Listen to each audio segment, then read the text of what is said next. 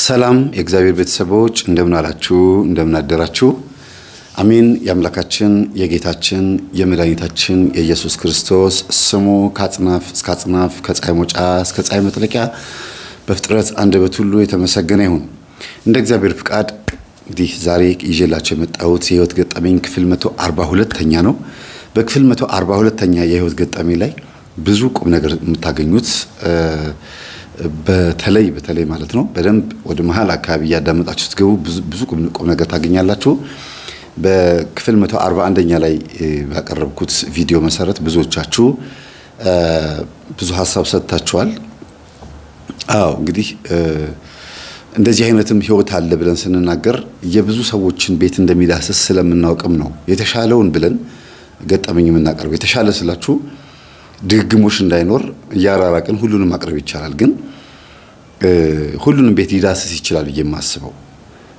በጣም የጥቂት ሰዎች ችግር ነው በየማስበው እዛው ሰዎቹ ችግሩን እንዲፈቱ እናደርጋለን ወደ ሚዲያ ማውጣው ግን ማጆሪቲውን ይወክላል በየማስበው ነውና ይሄ እናንተን ሪፕሬዘንት የሚያደርገውን የሚወክለውን ገጠመኝ ደግሞ ሳቀርብ ዘዴውን ሲስተሙን ጥበቡን ከኔም እንደገና ደግሞ ከባለ ታሪኳም እየተማራችሁ እንድትሄዱ ነው የምፈልገው እኔም እግዚአብሔር እየረዳኝ እዚህ ደርሻለሁ በጸሎት እያገዛችሁኝ መላከ መንክራት መምህር ግርማ ወንድሙን እድሜያቸውን ያስረዝምልን ሌላ ምንም ልንል አንችልም ይሄንን ትምህርት ሁሉም ሰው እንዲያውቅ በመጽሐፋቸው በቪዲዮአቸው እንዲሁም በአቋማቸውና በትዕግስታቸው በባህሪያቸውም ጭምር ብዙ ነገር ተምረናል ምንም ያልተማርንባቸው ነገር የለም ሌላውን ነገር እግዚአብሔር እንግዲህ ይጠብቃቸው ሌላውን ነገር ስንል በግላቸው ያለውን ጉዳይ እግዚአብሔር ይጠብቅላቸው እግዚአብሔር ጸጋቸውን ያብዛልን ፍጻሜያቸውን ያሳምርልን በዙሪያቸው ያለውን በቅርብም በሩቅም ያለውን ፈተናቸው እንደ ጥላ የሚከተላቸው ፈተናም ካለ ያንን ፈተና እግዚአብሔር አምላክ ካጠገባቸው ያርቅላቸው እግዚአብሔር ስሙ የተመሰገነ ይሄን እንድናገር ያስገደደኝ እዚህ ገጠመኝ ውስጥ ብዙ ነገር ስለምታዳምጡ ነው ማለት ነው በአንድም በሌላ መንገድ እንደ ጥላ የሚከተል ብዙ ፈተና ስላለ ማለት ነው እግዚአብሔር ይርዳን እሺ ገጠመኙን ስታዳምጡት ለሰዎች እንዲጠቅም ሰዎችን እንዲረዳ አድርገን ስለሆነ ምን ነው ስትሰሙት ለሰዎችም እናንተም ሼር አድርጉ አጋሩ መልካም ቆይታ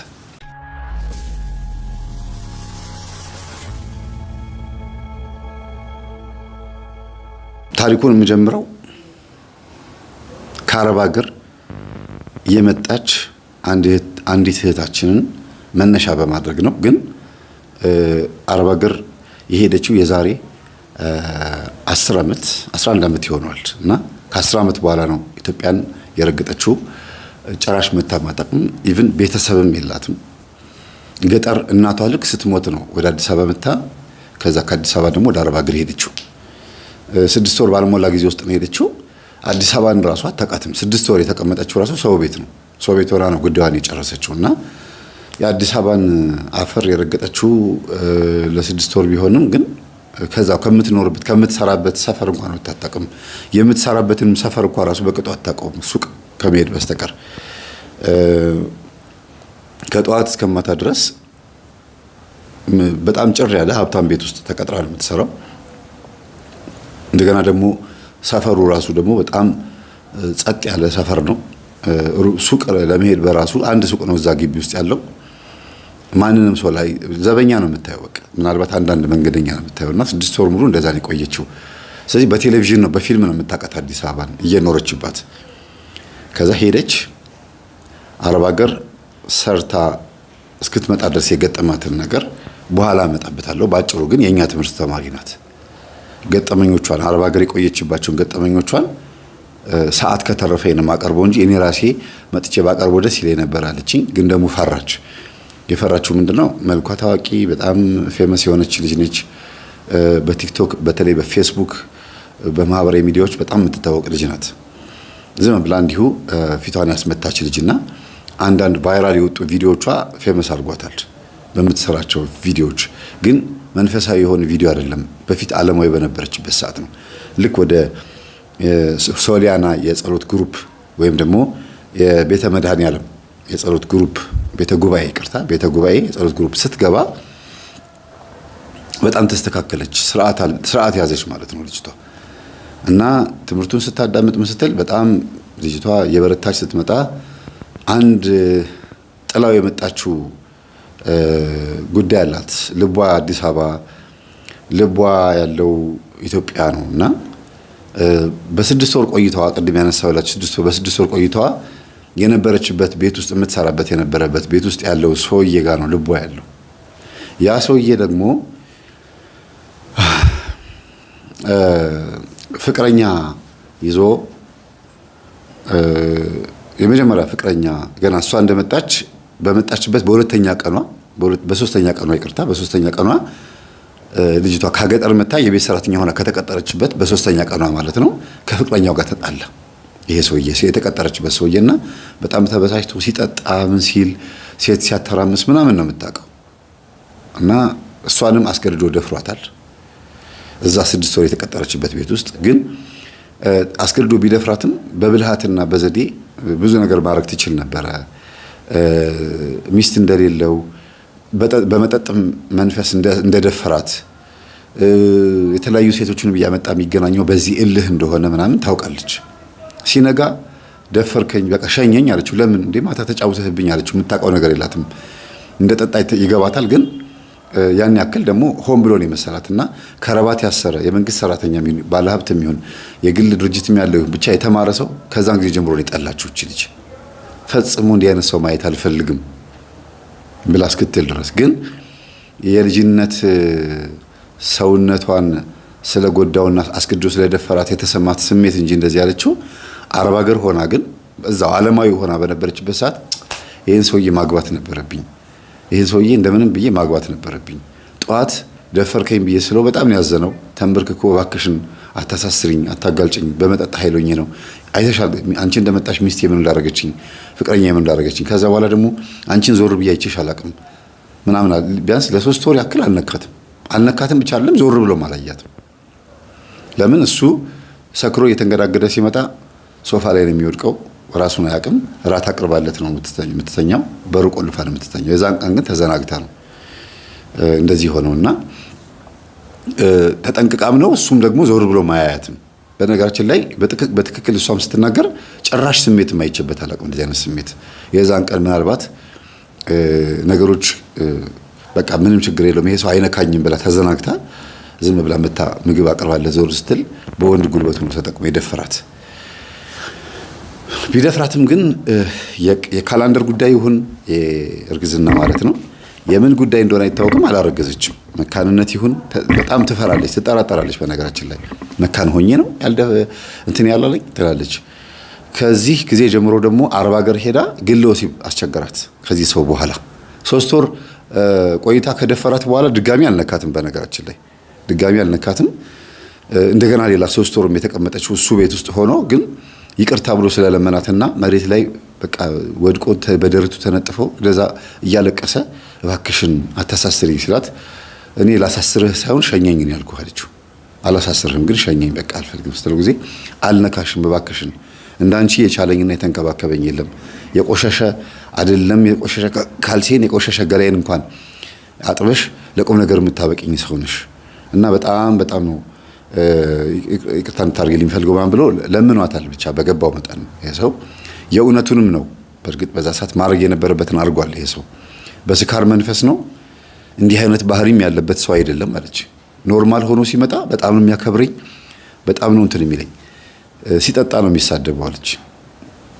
እና ስድቡ ደግሞ አጥንት ድረስ የሚገባ ስድብ ነው፣ የብሔር ስድብ ነው፣ የዘረኝነት ስድብ ነው የሚሳደበው፣ ብሔሬን ነው የሚሳደበው አለች። እሱ ምን ብሔር እንደሆነ አይታወቅም። እና ከአረብ ሀገር እንደመጣች መምህር ፈልጌ ነበር ብላ ቢሮ መጣች። ደብዳቤ አስቀመጠች። ብዙ ደብዳቤ ነው የሚመጣው። እሷ ተራ ላይ ሲደርስ ደወልኩላት። መምህር ቆየህብኝ እኮ ልመለስ ነበር አለችኝ። አዎ እንግዲህ ብዙ ወረቀት ስለመጣ አንቺ ጋር እስከምድረስ ድረስ ለዛ ነው አንብቤ ሰዎቹን አዋርቼ ለቁም ነገር እስከሚደርሱ ድረስ ሌላውን ደብዳቤ አንብቤ ደግሞ በምክር አገልግሎት ከሆነ በምክር በተግባር መሄድ ካለብኝ በተግባር ሄጄ ነው እንትን እምለውና ይጣበብብኛል። ሁሉም ጋር መደወል አልችልም። በቴክስት ምሻኛው በቴክስት እሸኛለሁ።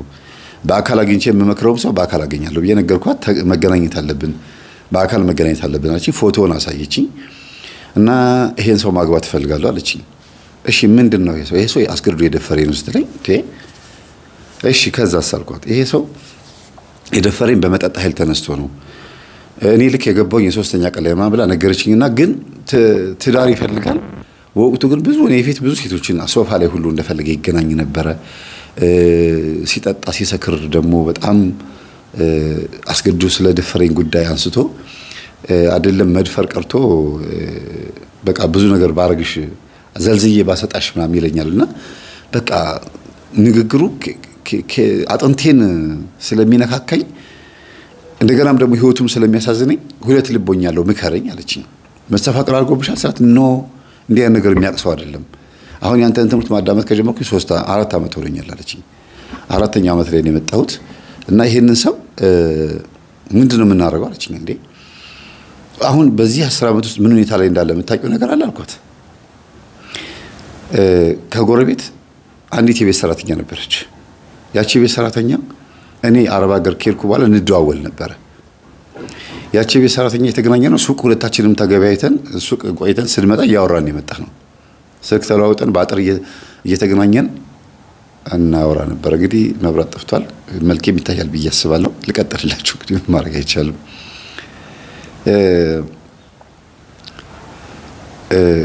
አረብ ሀገር ሄዳም 3 ዓመት አውርተዋል። ከዛ ቤት ልወጣ ነው ስትላት እንዳትወጪ ሰውየው ያለበት ሁኔታ ንገሪኝ። አንቺ ሴትዮ ትወጂዋለሽ? አዎ እሱ ሴቶች እኮ እያተራመሰ ነው እንደፈለገ እየሆነ ነው እና በቃ ከዚህ ሰው ጋር ያለሽን ነገር አቆሚ ትላታለች። እኔ ማግባት የፈለኩት ይሄን ሰው ስላሳዘነኝ ነው። አንድ በዛ ላይ ትዳር የሚፈልግ ሰው ስለሆነ እኔ ከኔ ጋር ከሆነ ከተሰበሰበ ይሄ ሰው ጥሩ ሁኔታ ላይ ይደርሳል ብዬ አስቤ ነው ብላት በየዋህነት ታዋራታለች። እና ኧረ ሰውዬሽ እያተራመሰ ነው እሱ ሴቶች ማምጣቱን አላቆምም። ድሮም ልማዱ ነው፣ አንቺም ሳትመጪ ልማዱ ነው የነበረ ነው። አንቺ ስትመጪ ፍቅረኛ ነች ያላት ሴት የትኛው እንደሆነች አትታወቅም። ምክንያቱም አንቺ ከመምጣትሽ በፊት ራሱ 3-4 ሴቶችን ይዞ መጥቶ አይቼዋለሁ እና እኛ የምናውቀው ነገር ነው አለቻት። ይህንን ነግራትም እንኳ ራሱ ልጅቷ ከዚህ ሰውዬ ሀሳብ መውጣት አልፈለገችም እና ፍቅረኛዬ ናት ሚስቴ ናት ብሎ ያላት ጉዳይ ያናድዳል። በእርግጥ አስቡት፣ እሷ ስላናደደችኝ ነው ሴቶችን ማንጋጋውን ያላት። ግን ደግሞ እየተነገራት ያለው ከእሷ በፊት ከዚች ከእሷ ስትመጣ ከተጣላት ከተደባደባት ሴት በፊት ደግሞ ብዙ ሴቶችን የሚያቅሰው እንደሆነ ስትሰማ መተውን የነበረባት እንደ ሴት ይሄ ሰው አያዋጣኝም ልክስክስ ነው ማለት አለባት። ግን ችክ ብላ በቃ ይሄ ሰው ግዴታ ባለቤቴ መሆን አለበት ነው እንግዲህ የገባ የዝሙት መንፈስ አለ ማለት ነው አይደል? መስተፋቀር አላደረገም። እሷ እንደምትለው ነው እንግዲህ ምላችሁ አላደረገባትም፣ እንዳላደረገባት ነው የምታውቀው። ግን አሁን ባለነው ትምህርት የዝሙት መንፈስ ነው ብላ ነው የምታስበው።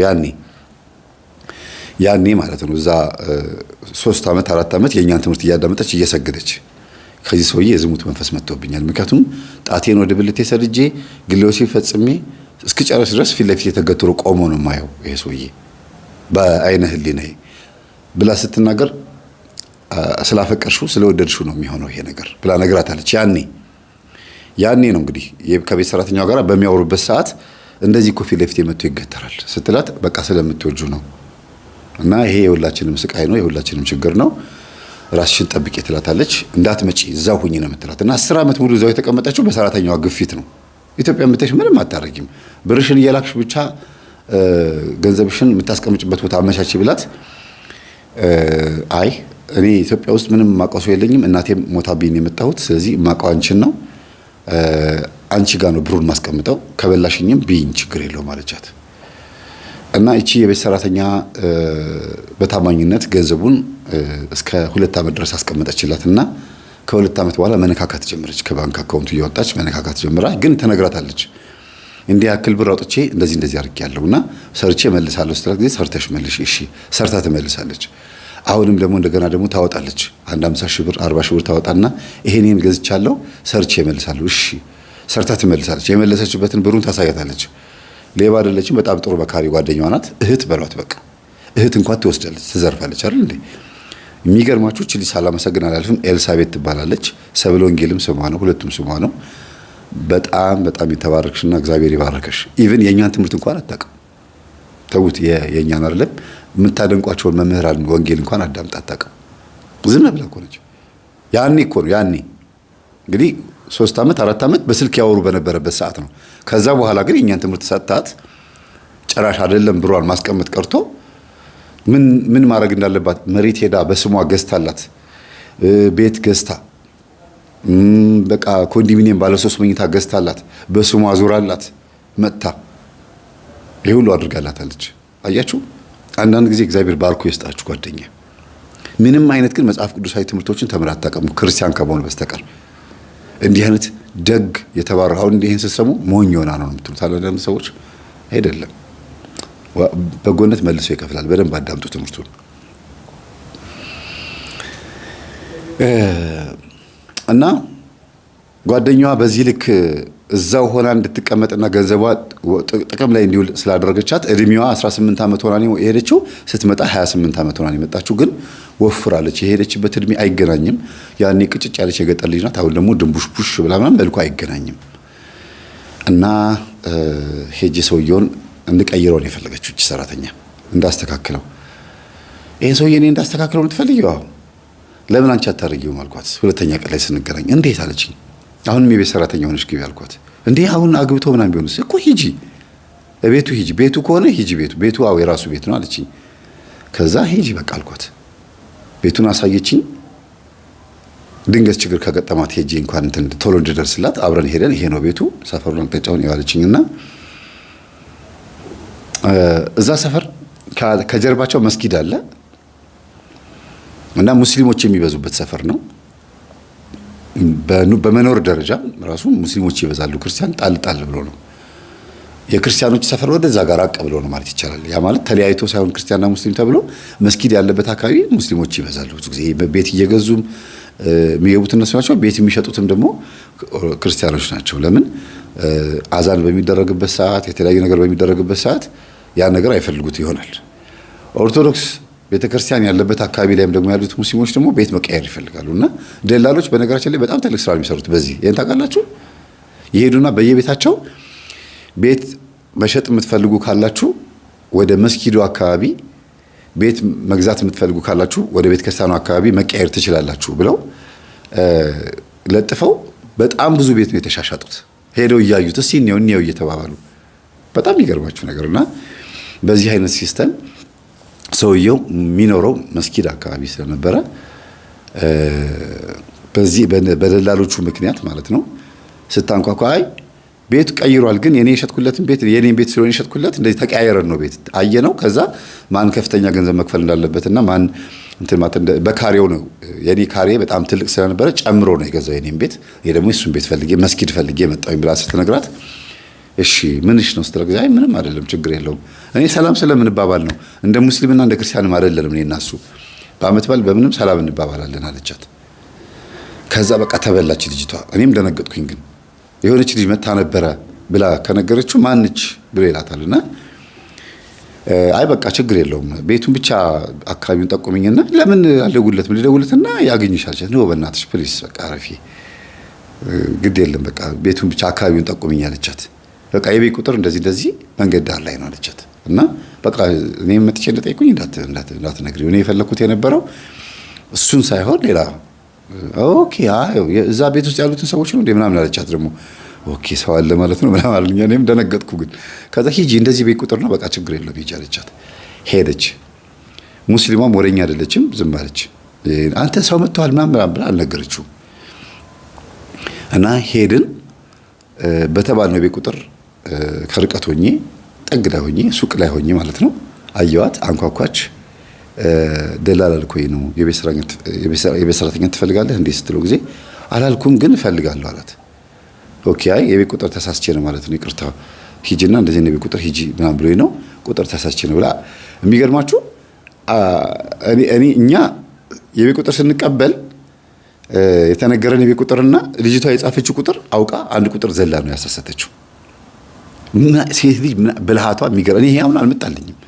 በተፈጥሯቸው የተሰጣቸው የሆነ እንትን አለ የሚገርም ብልሃት አለና ሐሳቡን እኔ ሳመጣላት የቤት ሰራተኛ ነኝ ብለሽ ግቢ ደላላ ልኮኝ ነው ብለሽ ግቢ ስላት ምን ማለት እንዳለባት በዛ ውስጥ እያሰበች ነው የሄደችው። ከዛ እጁ ላይ ሲያየው ቁጥሩ እውነትም ተሳስቷል፣ ግን 2 ነው 3 ቁጥር ተመሳሳይ ነው። ኦኬ በቃ ችግር የለውም ነይ በቃ እኔ እፈልጋለሁ አላት። አይ ሰዎች እኮ እየጠበቁኝ ነው ደላሎ ልኮኝ፣ ኖ ኖ ኖ መግባት አለብሽ ነይ ምናምን ብሎ ጎትቶ ይዟት ገባ። መጎተት ስላችሁ እጇን ይዞ ማለት ነው። ከዛ ራስሽን ጠብቂ ብያት ተደዋወልን።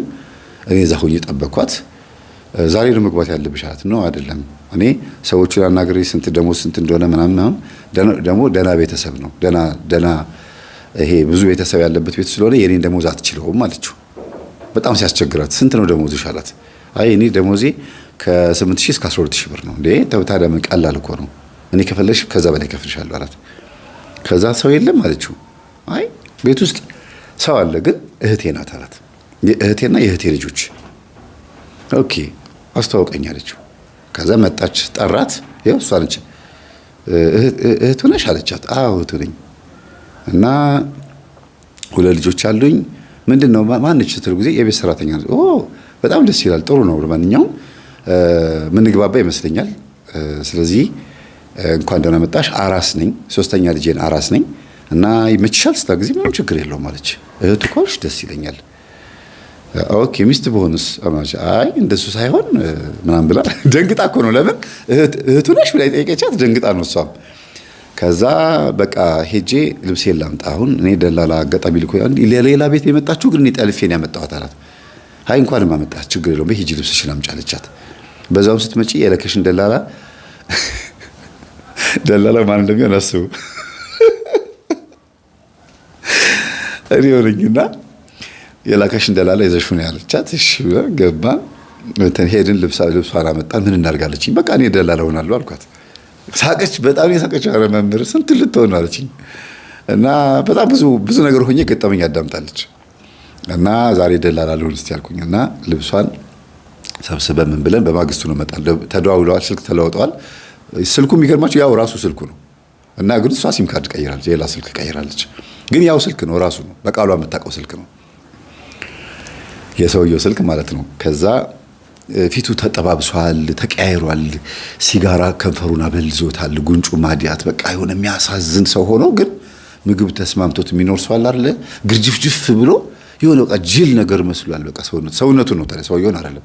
ሰውነቱ ጅል ሆኗል። የተሰጠውን የሚቀበል ጅል ሰውነት ሆኖ የመኪናውም ያምራል፣ ቤቱ ያምራል። በጣም ቆንጆ አድርጎ ነው ቤቱን ያሰራው። ስማርት የሆነ በቃ ቃን ያለው ቤት ውስጥ ግን ሰውየው በቃ ሌላ አይነት ታውቃላችሁ። ልክ በኤሌክትሮኒክስ የሚሰራ እንትን እቃና በማኑዋል የሚሰራ እቃ ልዩነቱን እስቲ እዩት። በጣም ትልቅ ልዩነት አለው አይደል?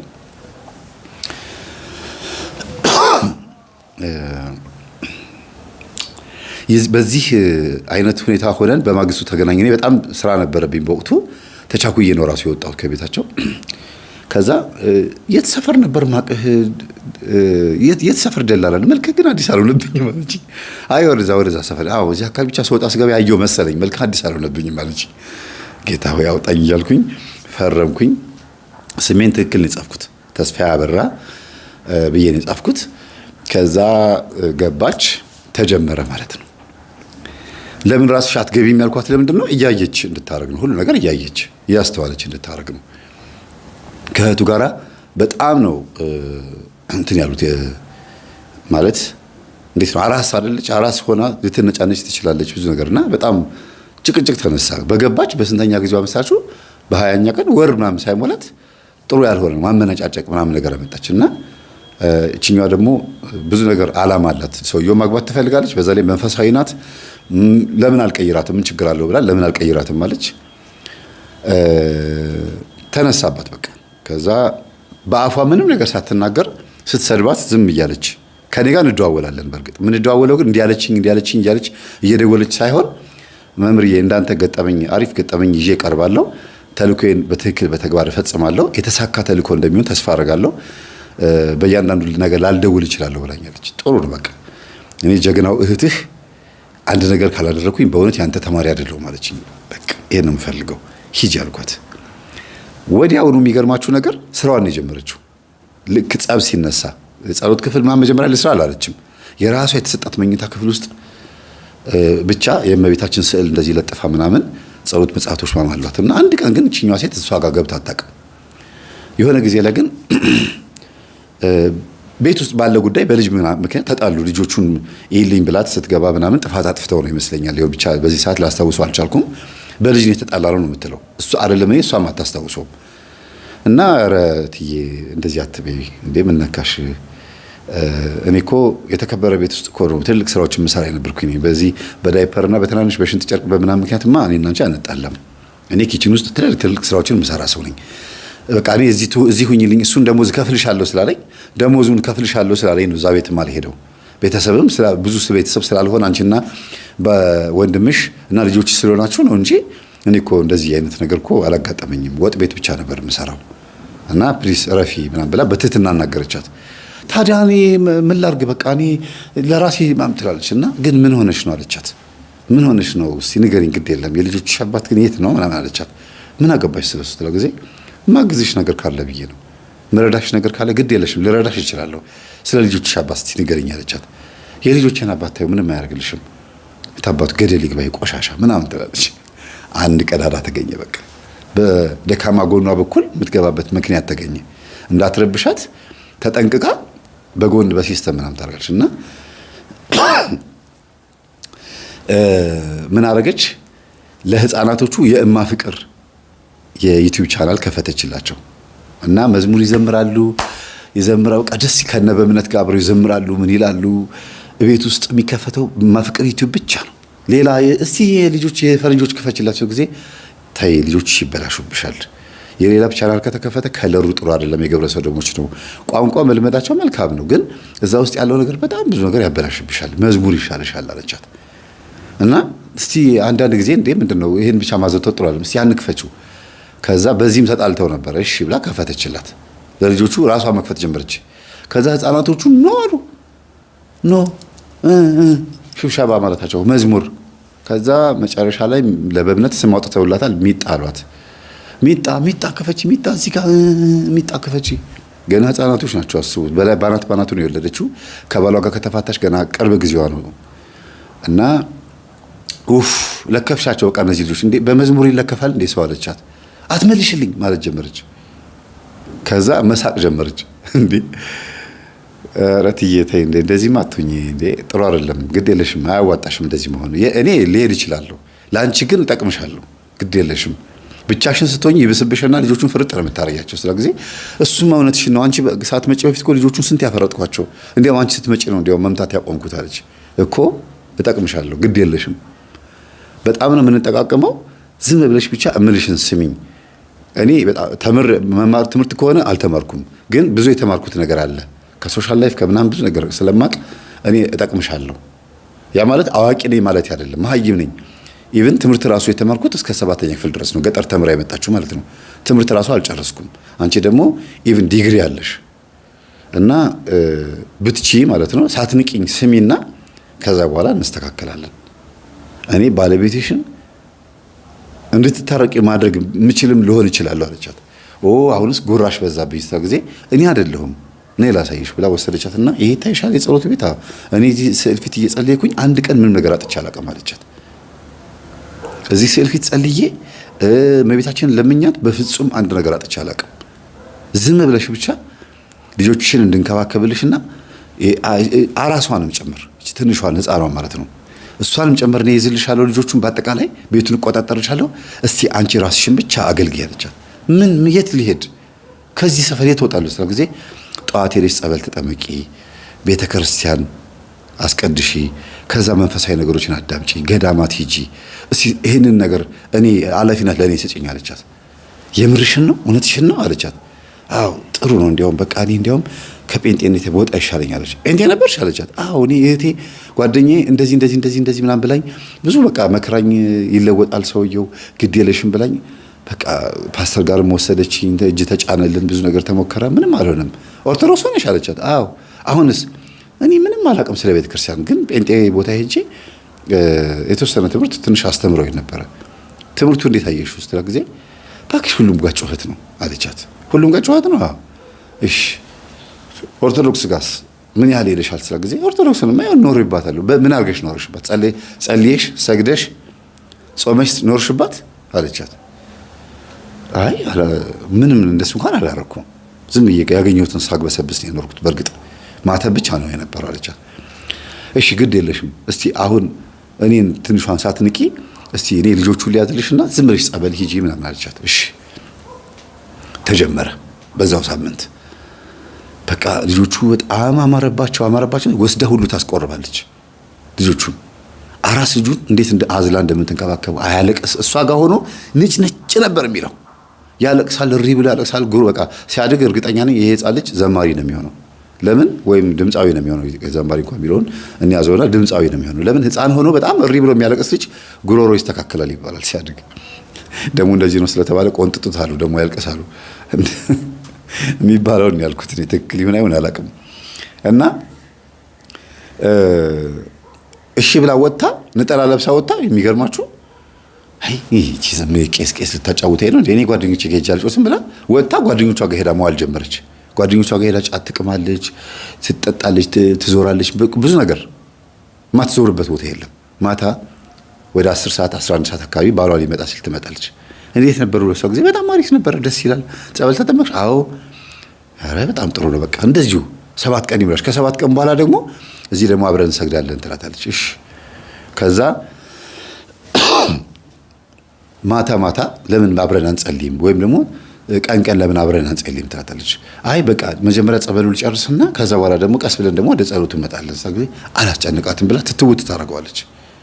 እና እግዚአብሔርን ያመሰገነች ልጅቷ ገና ሳይሆን ነው እያመሰገነች ያለችው። እኛ እንደምንሰማው ከሆነ ወይም እንደሷ ማን ነው እንደ ልጅቷ እንደ ልጆቹ እናት ገና አልሆነም ጉዳዩ። እንደ ሰራተኛዋ ግን ሆኗል። ኦልሬዲ የሄደች እየተጠመቀች ነው የሚመስላት። እና ቀድማችሁ የምታመሰግኑበት ጉዳይ ይሆናል ይባላል። ለዚህ ነው ስትሳሉ ይሄን ካደረክልኝ ይሄን እሰጣለሁ ሳይሆን ማለት ያለባችሁ ይሄንን እንድታረግልኝ ይፈልጋለሁ ብላችሁ ስጡ ነው የሚባለው። ቀድሞም መስጠት ስለቱን እንዲፈጥንና እንደገናም ደግሞ እምነት በልባችሁ እንዲያድር ያደርገዋል እግዚአብሔር ብሎ መስጠትን የመሰለ ነገር የለምና ቀድማ በመጸለያዋ አምናበት አውቃ አይደለም። እሷ ግን እንደሆነ አድርጋ ስላመነችው ነው። በቃ አይምሮን ማሳመን ትልቁ ስራ ይሄ ነው። ከዛ መምህር ይኸውልህ እንደዚህ እኮ ጀመረች ብላ ደወለችልኝ። በእውነት ዋው ደስ ይላል። እስቲ የት ቤተ ክርስቲያን እንደምትጠመቅ ስጨርስ ነው መነግርሽ ብላታለች። እና የት ቤተ ክርስቲያን እንደምትጠመቅ ናና ሱቅ ጋራና የምትወጣበት ሰዓት ላይ እነግርሃለሁ ተከታተላት አለችኝ። እሺ አንድ ቀን ቀጠሮ እንይዝና ከዛ በኋላ በቃ ችግር የለውም ፕሮግራሜን ላመቻች አልኳት። በዛ አጋጣሚ በዛ መሀል ደግሞ ተጣሉ።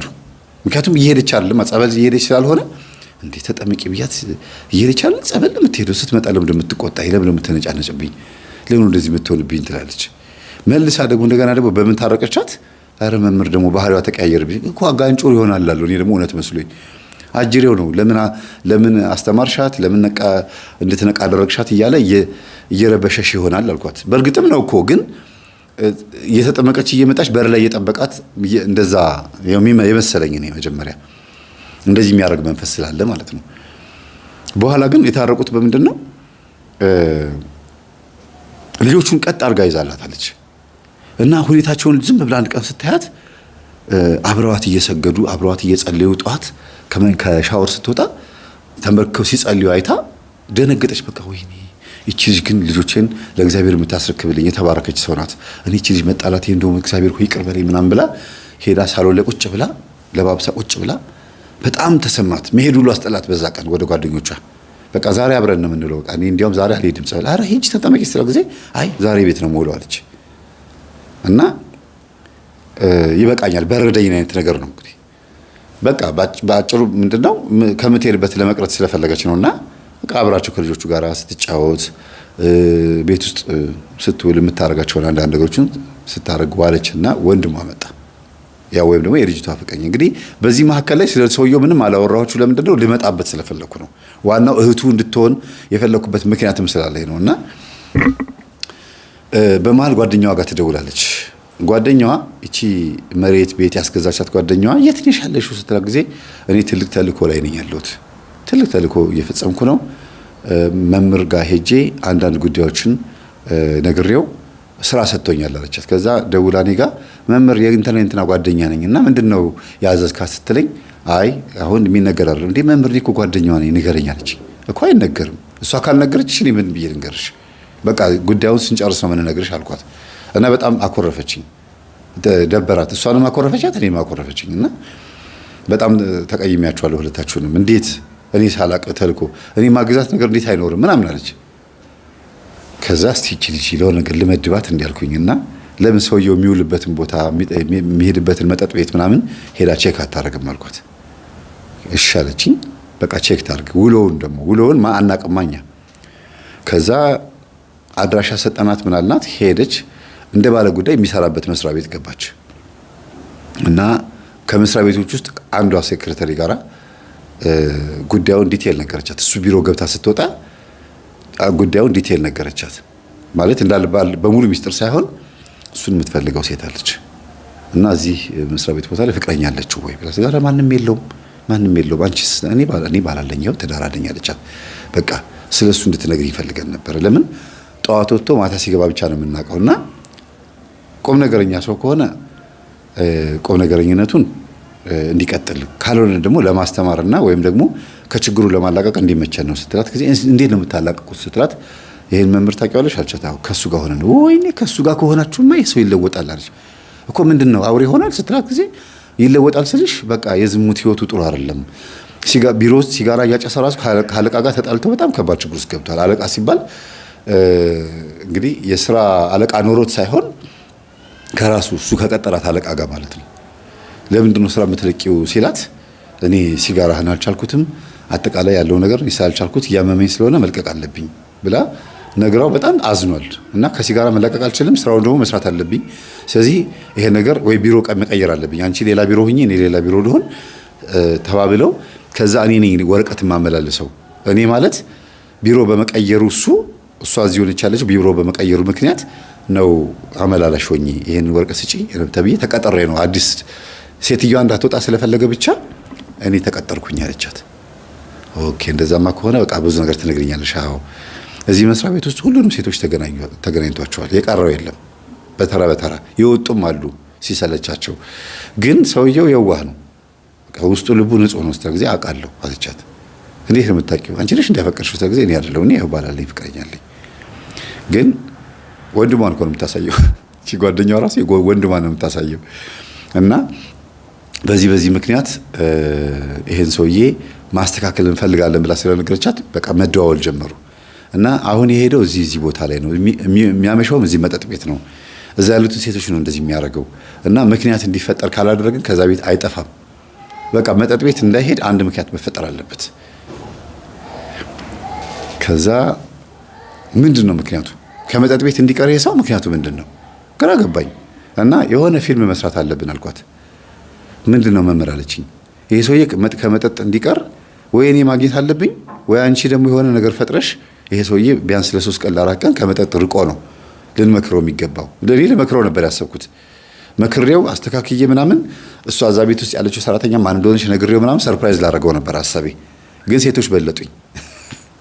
በሲስተም በዘዴ ሴቶች በለጡኝና መምህር መኪና ገጭቶኝ ጥሎኝ እንደሄደ አድርጌ ለምንድነው ወድቄ እሱ መኪና ስር ለምን አልገኝም እና እንትን የሆነ ነገር እንፍጠርና እኔን ሆስፒታል እንዲያሳክመኝ ከዛ ሰው የለኝም አሳክመኝ ብዬ ልበለው እንዴ? አንቺ ቢያፈቅርሽስ ቢወድሽስ ደግሞ ሌላ ችግር ውስጥ ብትገቡስ አልኳት። ግድ የለህም ለሱ ግድ የለህም አለችኝ። አይሆንም አልኳት። በእርግጥም ያሰበችውን ነገር ባልስማማው በተወሰነ መልኩ ግን ከመጠጥ ያርቅልኛል ብዬ አስቤ ነበረ እና የሚገርም ነው ተሳካላት። መኪናው ስር ቁጭ ብላ መኪና ገጭቷት እንዳመለጠና ወገቧን እንደመታት ሆስፒታል ውሰደኝ ብላ ምናምን ብላ ነግራው እሺ ብሎ ይዟት ሄደ እና በጣም አዛኝ ነው። በራስ ወጪ ነው ሁሉ ሊያሳክማት የፈለገው። ቤትሽ የት ነው ሲል ሩቅ ነው ቤቴ እዚህ አይደለም። ቤተሰቦች ቤተሰብ የለኝም አንድ ማቀው ወንድም አለኝ እሱም ብቻ ነው የምትጠራልኝ፣ ግን አሁን አትጥራው ይደነግጣል። በቃ ችግር የለውም ከጨረስሽ በኋላ እኔ አደርስሻለሁ አላት። ማታ ነበረ መጠጥ ቤት ሊገባ ሲል ነበረ። ከዛ እንደገና እዛው ሆስፒታል አብሯት አደረ ከሷ ጋር ሆኖ ማለት ነው።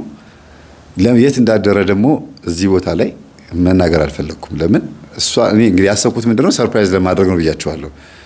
ከዛ ሲደውሉለት መጣ ቆይ አንድ የሆነ ችግር ገጥሞኝ ነው ምናምን ነው የሚለው። እሱ አለሁ ነው የሚለው ሆስፒታል ነው ያለው። አድራ አታውቅም እኮ ወንድሜ የት ነው ያደርከው? አይ ችግር የለም ጓደኞቼ ጋር ነኝ፣ በቃ ነገ ጠዋት እመጣለሁ። ጠዋትም አልመጣም፣ እዛ ሆስፒታል ነው ያለውና በዚህ ቅጽበት ላገኘው ይገባኛል አልኳት። መምህር የቆይ አታገኘው፣ ችግር የለውም ስልኬን አውጥቼ ኤርፎን እያዳመጥኩ በኤርፎን እያዳመጥኩ ነው። ምን ያንተን ትምህርት አውቄ ምንድነው የምትሰሚ ብሎ ሌሊት እንዲያዳምጥ እያደረኩት ነው አላለችኝም? ኧረ በጣም የሚገርም ነውና ይሄንን ነገር ቤት ቴሌቪዥን ላይ ስከፍት አይቼዋለሁ ይሄን ትምህርት አለኝ አለች። ይሄን ነገር ቴሌቪዥን ላይ ከፍቼ አይቼዋለሁ። እሺ ስለዚህ ታዲያ አዳምጠዋል? አይ አይደል መልኩን ያየሁት የዚህ ሰውዬ መልክ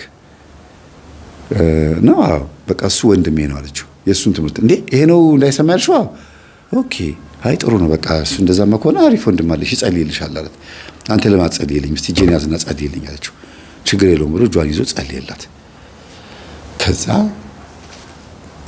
ስልኳን እሷ ሳትፈቅድ ተኝታ ሲያገላብጥ እንደዚህ ሳብ ሲያደርግ ፎቶ አገኘ። የማን የማን ፎቶ? የቤት ሰራተኛዋንና ሲያጋልጥብኝ እኮ ነው። አበላሸችብኝ ልጇ። በአንድ በኩል ጥሩ ነበረ፣ በአንድ በኩል ደግሞ እንትን አለ። ከዛ ፎቶ የእሷንና የልጅቷን ፎቶ አየ። እንዴ ይሄ ነገር ጓደኛዋ ናት? ወይኔ የሚገርም አጋጣሚ ነው። ጓደኛሽ ሆስፒታል ገብታለች በላት። ምንድን ነው የተፈጠረው? አውቃ ነው ምናምን የሚለው ነገርም በተወሰነ መልኩ መጥቶብኛል አለ። እንዴ ይሄ ነገር ምንድን ነው? የሆነ ትሪክ አለው እንዴ ምናምን አለ። ከዛ በእርግጥም ታማለች፣ ወድቃለች። ዶክተሮቹ ጋር ይመጣሉ፣ ቼክ እያደረጓት ነው የሚመለሱት። እና ውጣ አንድ ጊዜ ይሉታል፣ ወጥቶ ተመልሶ ይመጣል። ለካ እሷ ሄዳ ሆስፒታል ጨርሳ ምን ብላ ነው የመጣችው? ከፍላ ይኸው እንደዚህ ላረግ ነው ምናምን ብላ ተነጋግራ ምናምን ምንም መርፌ እንዳትወጉኝ ምናምን ብላ ማለት ነው። ወይ ጉድ! እንደዚህ ማለት እንደ ብዬ እኔ ምን አይነት ስማርት የሆነች ልጅ ናት! ግን እዚህ አስበላችኝ። ለጊዜው ነው ታዲያ። እና አይቶ ዝም አለና እስቲ ቆይ ምንድነው እየተከናወነ ያለው አለና ስልኳን ሲፈልግ እውነትም ስልኳን አገኘው። ከዛ በስልኳ ገብቶ ቴሌግራሙ ስልኳን ሴቭ አድርጎ ቴሌግራሙ ላይ ገባ። የማን ላይ? የቤት ሰራተኛው ላይ።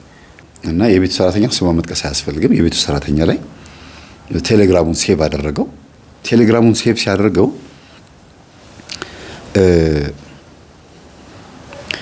ስልኩ ላይ ፎቶዎቹን ሄድ ሲል የድሮ ፎቶዎች አየ እና የራሷ የድሮ ፎቶዎች እና ግራ ገባው። ይህች ልጅ ማን ነበረች? ራሷ ቴሌግራም ውስጥ ነው የገባው። ከዛ ቆይቶ ነው ሁለተኛ ቀን ላይ በቃ ድኛለሁ፣ ወደ ቤቴ ልግባ፣ በቃ ልሂድ፣ አመሰግናለሁ፣ እግዚአብሔር ይስጥልኝ፣ ለማንኛውም ስልክ እንለዋወጡ። ስልክ ተለዋውጠው ከሸኘችው ከሁለት ቀን በኋላ ቢሮ ውስጥ ቁጭ ብሎ እንዴ ደነገጠ። እቤት መጣ፣ አያት ልጅቷል። በደንብ ልክ ትክ ብሎ አያት። መጀመሪያ መልኳ አያስታውቅም፣ ግን ቁጭ ብሎ ስልኩን እየነካካ በቴሌግራም ላይ የድሮ ፎቶዋን እያየ ምን እያለ እንደምንም ብሎ አይምሮ እንዲሰራ አደረገ። በምክንያት ነው ልጅቷ ሆስፒታል እሷን ሊያስታመም በሚመላለስበት ሰዓት መጠጥ ቤት አልሄደም። አስቡት። እንደገናም ደግሞ ስራ ተደራርቦበት በዛ ስራ ምክንያት በእሷም ለማስታመም በቆየበት ምክንያት ስራ ተደራርቦበት መጠጥ ቤትም አልሄደም። እያመሸ ነው የሚሰራው። አምሽቶ ደግሞ ወንድሜ ምነው አመሸ ስትለው በቃ እየመጣው ነው ብሎ ሳይጠጣ ወደ ቤት መምጣት ጀመረ እና አይምሮ መስራት ጀምሯል ማለት ነው። ማስታወስ ችሏል። እየጠጣ ነው የሚውለው፣ እየጠጣ ነበር የሚያመሸው እና አስታወሳት። ደነገጠ። እንዴ ምን ፈልጋ ነው የመጣችው? ከ10 ዓመት በኋላ እቺ የደፈ በቃ እንትን ልትለይ ነው፣ ልታሳስረኝ ነው የመጣችው፣ ልትበቀለኝ ነው የመጣችው ብሎ አሰበ። በቀል ነው ብሎ አሰበ እና መምህር ተስፋዬ ወንድሜ ነው ብላ ስለተናገረች እቺኛዋ ልጅ እኔ ጋር መጣ። መምህር አለኝ። አቤት አልኩት። እኔ ደነገጥኩኝ። እኔ ጋር ሲመጣ በጣም ምክንያቱም ሰልፍ ወረፋ ይዞ ነው ቁጭ ያለው። እንትን የምክር አገልግሎት ከምሰጣቸው መካከል ቆይ ሁለት ሰው ያናገርኩኝ ነው ትገባለህ ብዬ እኔ አላወኩትም። ኮፍያ ምናምን አድርጓል። ምክንያቱም እኔ ፎቶ ላይ አይቼዋለሁ። መጀመሪያ ይሄን ሰው የማውቀው እኔ በቤት ሰራተኛዋ በላከችልኝ ፎቶ ነው፣ ወይም ደግሞ ከአረብ ሀገር በመጣችው ልጅ። ከዛ ገብቶ ቁጭ ሲል እንዴ አልኩኝና ደነገጥኩኝ። ፊዚካሊ አንዴ ነው በር ከፍቶ ሲያስገባት ጎትቶ ሲያስገባት ያልኳቸው የዛን ጊዜ ነው ማቃት እኔ ማቃው እሱን እና ስሙንም ነገረኝ። ስሙንም አወኩት ወረቀት ላይ ስመዘግብ። እሺ ያልኩት ምን እንደሚለኝ ጓጉቼ ማለት ነው። ምነግርህ ነገር በጣም ወሳኝ ነገር ነው። ትምህርትህን ለማዳመጥ እሞክራለሁ። እኔ ግን ትምህርትህን ሰምቼ አላውቅም። አሁን አማላጅ ልልከህ ነው እባክህን አለኝ። አይ ይቅርታ፣ ይሄ ቢሮ ትምህርቴን ላዳመጡ ሰዎች ብቻ ነው። ያላዳመጡ ሰዎች ሳለኝ ያላዳመጡ ሰዎች ደግሞ እንዲያዳምጡ አድርጌ 1 ሳምንት አዳምጠው እንዲመጡ አድርጌ ነው የምረዳቸው አልኩት። እሺ 1 ሳምንት አዳምጬ ልምጣ አለኝ። አዎ አልኩት። ግን 1 ሳምንት የማይቆይ ጉዳይ ነው በእናትህ አለኝ። እንዴት ስለው ጊዜ እሺ ታሪኩን ልንገርህና ከዛ በኋላ ትምህርትህን አዳምጣለሁ አለኝ። ቃል ትገባለህ? አዎ። እሺ ችግር የለውም ማለት ሲነግረኝ ልጅቷ የነገረችኝ ነገር ነው የነገረኝ። ግን እሷ የነገረችኝ እኔ በገባሁኝ በ3ኛ ቀኔ ፍቅረኛው እንደዚህ አድርጋው ምናምን ብላ ያለችኝንና ምናምን እሱንና ተጨማሪ ነገሮችን ጭምር ነው እሷ የነገረችኝ እንዳለ ሆኖ እሱ ከዛ በፊት የነበረው ላይፉን ነው የነገረኝ። በአባቱ እንደወጣ የዝሙት መንፈስ ከአባቱ እንደመጣበት ዝሙት መንፈስ ብሎ ሳይሆን ዘማዊነት። አባቴ በጣም ብዙ ሴቶች ጋር ይሄዳል። የድሮ አባቶች ብዙ ሴቶች ጋር ሄደው ብዙ ልጅ ይወልዳሉ፣ እነሱ ይሻላሉ አንደኛቸውን።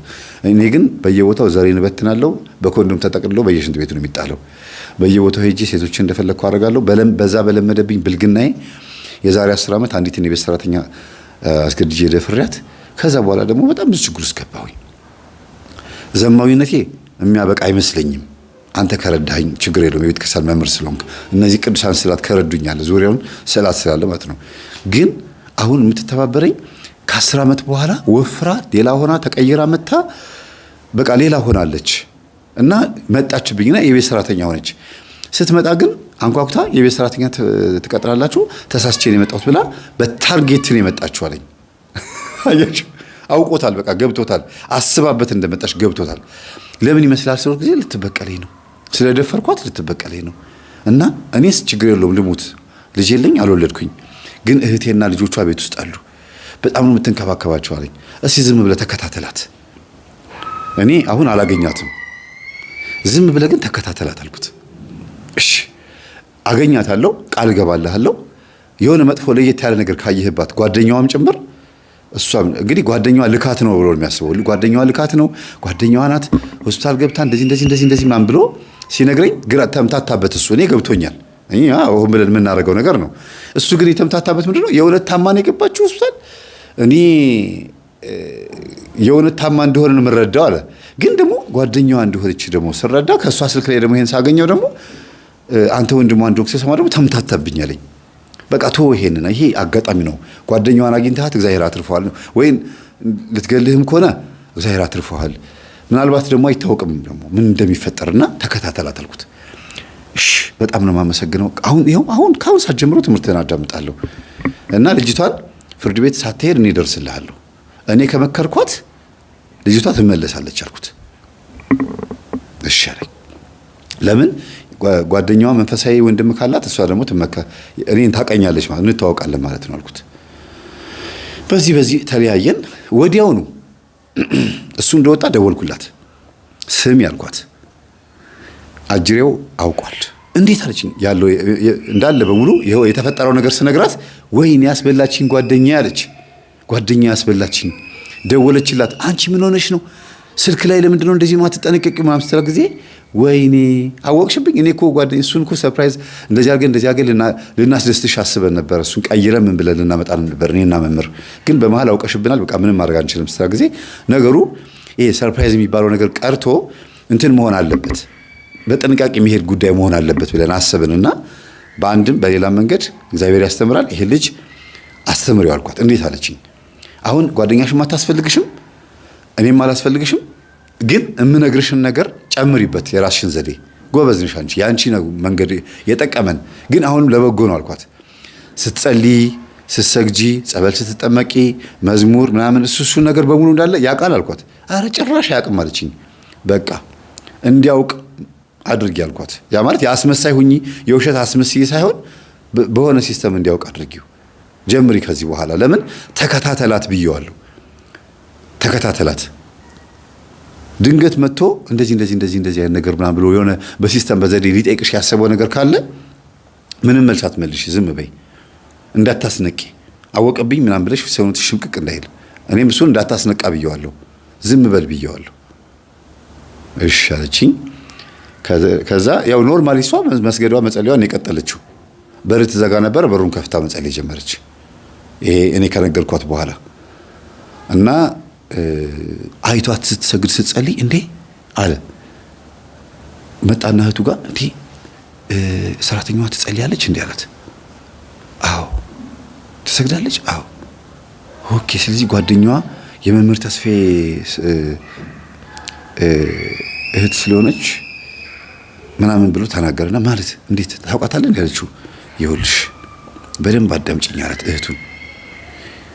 እኔ መቼም አሪፍ ያልቀመጠም ልክስክስ ነኝ አላት። አዎ እንዲህ ብሎ ሲነግራት ጊዜ ወንድሜ ልትገለው ነው የመጣችው ልትበቀል ነው የመጣችው ብላ አጅሪት አለች። በቃ ምክንያቱም መንፈሳዊ አይደለችማ፣ ጸበል አትሄድም፣ ዱርዬ ናት። እና በቃ ስትል ጊዜ ዝም በይ አንቺ ችግር ከፈጠርሽና ካባረርሻት ታሳስረኛለች። እንዴ እዛ ደረጃ ሳደርስ እኔ እዚሁ ፈነግላታለሁ አይደል እንዴ አላለችም እንዴ ያለ በማርያም። ከዛ ኖ በዘዴና በሲስተም እንደዚህ የማይሆን መምህር ተስፋዬ ጋር ወሰደኝ፣ መምህር ተስፋዬ ጋር ወሰደኝ። እንደዚህ የማይሆንም እሱም እጁ አለበት። እስቲ ዝም በይ መጀመሪያ የምትሆነውን ነገር እና እስቲ ያትና አዲስ ነገር ካለ ንገረኝ ብሎኛል። እስቲ የምትሆነውን ነገር እኔ የመጣችው ለምን እንደሆነ እንወቅ። ከዛ ግዴለሽ መጣቅምሻለሁ እኮ ግን እያለችኝ ነበረ። ጾሚ በኋላ ደግሞ መለስ ማለት ነው ጸልይ፣ ጸበል ተጠመቂ እያለችኝ ነበረ። አይ እንደዚህ እንኳን የምታረግ ልጅ አይደለችም። ስለዚህ የመጣችው ለምንድን ነው? እኔ እንጃ ምን ይመስላል። እኔ እንጃ አንተ ሰውዬ ግን ይሄ ግራ የሚያጋባ አምታቶኛል አለችው። አስገደደ ፍርሃት ከሆነ እንደገና እኔን ደግሞ ጸልይ ስገጂ የምትለኝ ከሆነ እሺ እንደዛ ከሆነ አለች። ደግሞ መልሳ የረሳሁት ነገር ራሷን ጻድቅ ይሄ መንፈሳዊ ስሜት ፈጥራ አንተን በሆነ ነገር በመርዝ ገላ ምናምን ተበቅላ በራስ ጊዜ የሞትክ ሆነህ እንዲሰማ ፈልጋስ ቢሆን እሷ ላይ ምንም ነገር ወንጀለኛ እንዳልሆነች እንዲታወቅ እንዳትጠረጠር የሚደረግ ሲስተምስ ቢወስደው ጊዜ በቃ ለአንድ ሰዓት ያክል አሰበበት። ከዛ ነው የመምህር ተስፋዬን ትምህርቶች ማዳመጥ መጀመር አለብን ልጅቷ ምን እንደሆነች ለማወቅ። ከዛ ሁለታችንን በስልካችን ላይ እናዳምጥ። ከዛ ልጁ ሁለቱም ደብተራ ሆኖ ከተገኘና የሆነ ነገር ስራ ስር ቅጠላቅጠል የሚሰጣት ከሆነ የሚልካት ምናምን ከሆነ በቃ እኛ እሱንም እናሳስረዋለን፣ እሷንም ያደረገውን ነገር ተናግረን ይቅጣቴን እቀበላለሁ ምናምን አለ። አይ እዛ ደረጃማ አንደርስም፣ እስቲ የምትሆነው ነገር እንያት፣ ተወዛግበው ሁለቱም የምትሆነው ነገር እንያት ብሎ በጥንቃቄ ነው የሚከታተሏት። እኔ ደግሞ ለልጅቷ በቂ ነገር ነግሬያታለሁና ከዛ ልጆቹ ይዘምራሉ፣ ሲበሉ በስመ አብ ብለው ነው የሚበሉት። ከዛ በኋላ በሳምንት አንድ ቀን ቅዳሜ ጠዋት ቅዳሴ እንዳስቀድስ ትፈቅጂልኛለሽ አለቻት። እንዴ የቀጠረሽ እኮ ወንድሜን አስፈቅጂ፣ እኔ ምን አገባ? አይ ወንድምሽ ቢቀጥረኝም የወንድምሽን ነገር ሳይሆን ያንቺን ነው እየተንከባከብኩ ያለሁትና ሞር ካንቺ ጋር ስለምውል አንቺን ነው ማስፈቀድ ያለብኝ። እሱ ምንም ችግር የለውም፣ ጧት ወጥቶ ማታ የሚገባ ሰው ነው፣ የኔ ማስቀደስ እሱን አይጎዳውም አለቻት። ኦኬ አላት ትችያለሽ አለቻት። ከዛ ሄደች፣ እውነት በትክክል ተከታተለቻት። ሄደች፣ ቆማ አስቀድሳ የቅዳሴ ጸበል ጠጥታ ምን ብላ ተደባብሳ ወደ ቤት ስትመጣ መጀመሪያ ቀን ተከታተለቻት ራሷ። ሁለተኛ ቀን ላይ ሰው ላከች፣ እንደዛው ነው። ሁለተኛው ሳምንት ላይ ነገሩ በቃ ልጅቷ ትክክለኛ መንፈሳዊት ልጅ እንደሆነች አወቀችና እቺ ልጅ የመጣችው ወንድሜን ወይ አፍቅራው ነው ወይ ደግሞ እንደገና ልታገባው ነው። በቃ አምናለች። ሴት ልጅ በጣም እኮ ይታወቃታል ይባላል አንዳንድ ነገሮች። እና የሆነ ለጥሩ ነገር ነው የመጣችው። እጠቅምሻለሁ ግድ የለሽም አልጎዳሽም ስትለኝ የነበረው እውነቷን ነው። ስለዚህ እቺ ልጅ በጣም የምትጠቅመኝ ልጅ ናት። ዱርዬነቴን ማቆም አለብኝ። ተጠመቂያለሽ ያልሽኝ? ያው እጠመቃለሁ። የመምህር ተስፋዬን ትምህርት አዳምጣለሁ። እሷም ስልክ ላይ የምታዳምጠው ምን እንደሆነ አውቃለች። እንግዲህ እዚህ ጋር አስተውሉ። እኔ ራሴ እዚህ ጋር የሚያስደነግጥ ነገር ገጥሞኛል። እኔ በራሴ ማለት አንዳንድ ጊዜ እናስተምራለን ብለን ስንሄድ የምንሄድበት መንገድ ቀድሞ የሚታወቅብን ጉዳይ አለ ማለት ነው። እና ቢሮ ሆኖ ስራ ቦታ ላይ ሆኖ ማለት ነው ይሄ ሰው በቃ ብልጭን ያለበት። እስቲ ደወለላትና እስቲ ደላላው ያዋዋለን ደላላ ስሙ ማን ነው አላት።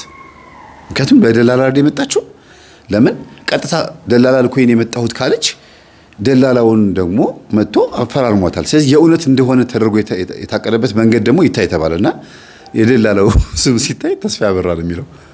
እንዴ እሱ ነበር መጥቶ የነበረው አላት። እኔ እንጃ የዛን ጊዜ የመጣውን ሰው ያላስታውሰውም አለችው። እኮ የሱም እኮ ተስፋ ያበራ ነው የሚለው። በቃ ራሱ ነው የመጣው። እኔ አየሽ እኔ አልነበርኩም አንቺ ነሽ አይደል እንትን ያልሻት? አዎ ያፈራረምሻት እኔ እሱስ ጠዋት ስራ ሄዶ ነው እኔ ከእንትኗ ጋር የተፈራረምኩት ከእትየው ጋር ያውቃለሁ የሆነ ቦታ ቃል ስትል ነበር ብያቸዋለሁ አይደለም ዝም ብሎ ውልብ ብሎባት የሆነ እንግዲህ የሚዲያ ሰው ስለሆንኩኝ አይኗን ተጭበርብሮባታል ከዛ በኋላ ደግሞ እንደገና ደግሞ ትዝም አላላትም በወቅቱ አልመጣላትም እሱን ያስታው እንዴ አው መልክ አውቃለሁ እኮ ያልኩት ነበር ይሄንን ሰው ወይኔ ጉድህ አለችው እንዴት በቃ መምህር ተስፋዬ እኮ ልኳት የመጣችው እቺ ልጅ የሆነ ነገር አለ ማለት ነው እኮ ትምህርቱን አዳምጥ ግድ የለሽም በቃ ወይኔ ደብተራን የላከብህ በቃ ልጆቻችን ታዲያ መጥፎ ነገር እኮ ያስተምር ነበር እስቲ ቤት ውስጥ እየተደረገ ያለው ምን በላው ምግብ ንጹህ ነው እንደገና ቤቱ ቀጥ አድርጋ ልጆቹን ግድ የለሽም ይሄ ነገር በደንብ አድርገን እናጣራ እግዚአብሔር ቤታችን ገብቶም ሊሆን ይችላል እኔ ጥሩ ነገር ለሚሸተኝ አላት እሷ ደግሞ እኔ እንጃ ትላለች ከዛ ፈርታ ነው የምትሰግደው ፈርታ ነው አብራት እንስገድ ስትላት እሺ ትላለች ድሮ ቆይ እኔ አልሰግድም ምናምን ትላት ነበር ነይ እስቲ እንጸልይ እንስገድ ልጆቹ ተኝተዋል ስትል ጊዜ እሺ መጣሁትና ነጠላ ልብስ ሳልጋ እየፈራች እንደዚህ ውዳሴ ማርያም ሲጸልዩ የሰኞ ውዳሴ ማርያም አንድ አንቀጽ እሷ ነው የሚጸልዩት አይደለም ሰኞ ማክሰኞ ሲጸልዩ ማለት ነው እና ታነባለች ትጸልያሉ ስትሰግድ ትሰግዳለች ስታማትብ ታማትባለች ከሷ እኩል ወንድሟ እንዳይታሰር ስትል እኮ ነው አሁን እየሆነ ያለው ነገር እውነት ትክክለኛ መንፈሳዊ ነገር ነው ወይስ መምህር ተስፋዬ እውነት ደብተራ እንደሚባለው ነው ወይስ ደግሞ ከፍርድ ቤት የሆነ ነገር ብቻ ግራ ገብቷቸዋልና ወንድሜ ሊታሰር ነው ልታሳስረው ፈልጋ ነው የሚለው ነገር ግን በተወሰነ መልኩ ቀንሷል ቢሆን ኖሮ ወዲያው ነበር ፖሊስ የሚላከው ወይ ደግሞ ልትገለው ቢሆን ኖሮ ደግሞ እንደዚህም ጾም ጸሎት ስግደት አታስተምረንም ነበር ለወንድምሽ ይሄን ጸበል ስጪው ማትልም ነበር ጸበልም ስጪው ትላት ነበር እስቲ ይሄንን ጸበል ይጠጣና እስቲ ከዳነ ከፈወሰው ቅዱስ ሩፋኤል ትላታለች እና በአንድም በሌላ መንገድ ብቻ ተነቃብን እና እኔ ምንም አልተነቃብኝም በእኔ ቤት ደውዬ እንዴት አየሃት እለዋለሁ አይ ጥሩ ነው ያለው በቃ ምን እያደረገች ነው ስለው እየሰገደች ነው እየጸለየች ነው ይለኛል እኮ አላውቅም እንደዚህ እንዳወቀብኝ አላውቅም ተበልቻለሁ እኮ እየጸለየች ነው እየሰገደች ነው ትምህርቴን እያዳመጥኩ ነው አዎ እየሰማሁ ነው እስቲ ምን አዳመጥከው ሙሉውን ይነግረኛል እና ወደ 6-7 ገጠመኝ በቀን ያዳምጣል ስራ እየሰራ እዚህ ጋር ቴፕ ከፍቶ ቢሮ ውስጥ ቁጭ ብሎ ነው የሚሰራው የሚፈርመውን ይፈርማል የሚሰራውን ኮምፒውተር ላይ የሚሰራውን ይሰራል ግን ትምህርት እያዳመጠ ነው እህቱንም እንድታዳምጥ አድርጓት በኤርፎን እያዳመጠች ነው መጨረሻ ላይ በደንብ ሲያቆኝ ማለት ነው በቃ ይሄ መምህር ተስፋዬ የሚባለው ሰውዬ አንተን ሊቀይርህ ፈልጎ ከመጠጥ እንድትላቀቅ ፈልጎ እቺ ልጅ መልሳ ደግሞ አንተን ወይ ወዳህ ነው ወይ ደግሞ አዝናልህ ነው ብቻ ስለምታውቅህ መጥፎን በጥሩ ልትበቀል ፈልጋ የመጣችው ነው የመምህር ተስፋዬን ተማሪዎች በደንብ አውቂያቸዋለሁ ኮሜንቱ ላይ አይቻቸዋለሁ መምህር ተስፋዬም ሲያወራ ሰምቻለሁ በጥሩ ተበቀሉ ስለሚላቸው ግድ የለህም ዝም ብለን የመጣውን በረከት እንቀበላለችው እሺ ችግር የለውም አርጉ የምትለን ነገር እናደርግና ከዛ መጨረሻውን እንየው ከዛ ቀስያ እሱ አንድ ቀን እንኳን ቀና ብላ አይተው አታውቅም አዋርታው አታውቅም ወደ እሱ ጋር ደርሳ አታውቅም የሚገርማችሁ ልብሱን ግን ታጥብለታለች እና ልብሱ አካባቢ ምናምን እንደዚህ ይሄ ልብሶች የሚቀመጡበት አካባቢ የእመቤታችን ስዕል ወይ ደግሞ የሚካኤል ስዕል ምናምን ቁጭ ብሎ ያገኛል ከዛ ይሄን ነገር አንቺ ነሽ ያስቀመጥሽው ሲላ ጊዜ አዎ እዚህ ቀመጥ አንተ ጋር ይኸውልህ ይጠብቅህ ብዬ ነው ትለዋለች እሺ አመሰግናለሁ ይላል ከዛ እየገረመው እያለቀሰ ትቤት ከሰ ሄዶ ተሳልሞ መምጣት ወይኔ ጌታ ሆይ እኔ ጭራሽ ሌላ መጥፎ ነገር አስባለሁ ጭራሽ እሷ በእንትን ልትበቀለኝ ነው እና በቃ የሚገርም ነው እቺማ ታመልጠኝም አገባታለሁ በቃ በሷ ነው መቀየረው ብሎ ራሱ አገባታለሁ አለ እግዚአብሔር አይምሮን ገለበጠለት መጠጥ አቆመ ሲጋራ አቆመ ጫት የሚባል ነገር አቆመ የተማረ ዱርዬ ወይም ዘመናዊ ዱርዬነቱን አቆመ የተማረ ዱርዬ ማለት እንደዚህ ነው አይደል ዶክተሮች ናቸው ኢንጂነሮች ናቸው ምሁራኖች ናቸው ዩኒቨርሲቲ ተመርቀው የወጡ ናቸው ግን ሁሉም እዚህ ጋር ጫት ይዘዋል ሲጋራ ይዘዋል መጠጥ ይጠጣሉ በቃ እንደዚህ የተማረ ዱርዬና የተማረ ምንድነው የሚባለው ዘመናዊ ዱርዬ የሚባሉት እነዚህ ናቸው እና በቃ እኔንም ስደውለት እኔንም ማናገር ከበደው መምህር እንዴት አንተ ሰላም ነህ ስለው ጊዜ ደህና ነኝ መምህር ምን ሆናለሁ ብለህ ነው በቸርነቱ አለሁኝ ይለኛል ምን እያረክ ነው ሁሉን ነገር አድርግ የምትለኝን እያረኩ ነው ልጅቷስ ምን እያረገች ነው ስለው ጊዜ አይ እሷማ ተልኳን እየፈጸመች ነው አለኝ ምን ማለት ነው ይሄን ግራ ገባኝ የምን ተልኳን ስለው ጊዜ እኔ እንጃ ብቻ በሷ ላይ ሆኖ እግዚአብሔር እያስተማረኝ እንደሆነ መረዳው አለኝ አይ ጥሩ ነው በጣም ደስ ይላል እንዳሰብካት ልጅ አይደለችም፣ መጥፎ ልጅ ናት ስለው ጊዜ አረ ተቃራኒ ነች። ምንድናት ስለው ጊዜ ትጸልያለች፣ ትሰግዳለች፣ ያ ሁሌ የሚለኝን ማለት ነው። እሺ ሌላስ ስለው ጊዜ በቃ ይሄ ነውና ታዲያ እንደዚህ ኮንሽ ለምን አትፈቅዱላትም ቤተ ክርስቲያን ሄዳ እንድታስቀድስ? አረ ራሷ አስፈቅዳ እያስቀደሰች ነው ቅዳሜ። አይ በቃ እሑድንም ጨምሩላት ጠዋት 3 ሰዓት ላይ ወደ ቤት ብትመጣ ነው አልኩት። እሺ ችግር የለውም እንጨምርላታለን፣ ችግር የለውም አለኝ። በኋላ ረስቶት ስለ እኔ ልጅቷን ማድረግ ያለባት እንደዚህ አድርጉላት ስል እሺ ማለት ጀመረ። ረስቶታል። እነሱ እኔ እንደላኳት እንዳወቁ እኔ ማወቅ ግን እንደሌለብኝ ረስቶታል። ሁለቱ እህትና ወንድም የተነጋገሩትን ነገር እኔ መንቃት እንደሌለብኝ በጎን ደግሞ እኔ ደግሞ የተጠራጠርኩት ምንድነው አውቆ እሱ እኔን ያስመሰለ ነው መሰለኝ። እሺ እያለ ማያዳምጥ አንዳንድ አስመሳዮች ስላሉ ማለት ነው። እሺ መምህር ሰላም ነው? አዎ ታዳምጣለህ? አዎ። እና ልንገራችሁ በዚህ አጋጣሚ ውጭ ሀገር ያላችሁ ወንድሞቻችሁ ትምህርት እንዲያዳምጡ ምናምን ታዟችኋላችሁ። እና መምህር ሰላም ነው እንዴት ነው ምናምን ይለኛል መንገድ ላይ። እግዚአብሔር ይመስገን ትምህርትን እኮ በደንብ ነው የምሰማው። ሰላም ነሽ እንዴት ነሽ? ባለቤትህ ናት አለኝ። ሰላምዬን እኮ ልጄን እኮ ነው። ከዛ ሰላም ደነገጠች። አንተ ትምህርቴን ታዳምጣለህ ስለው ጊዜ አዎ አዳምጣለሁ አለኝ። ታዲያ እንዴት እሷን አታውቃትም አልኩት።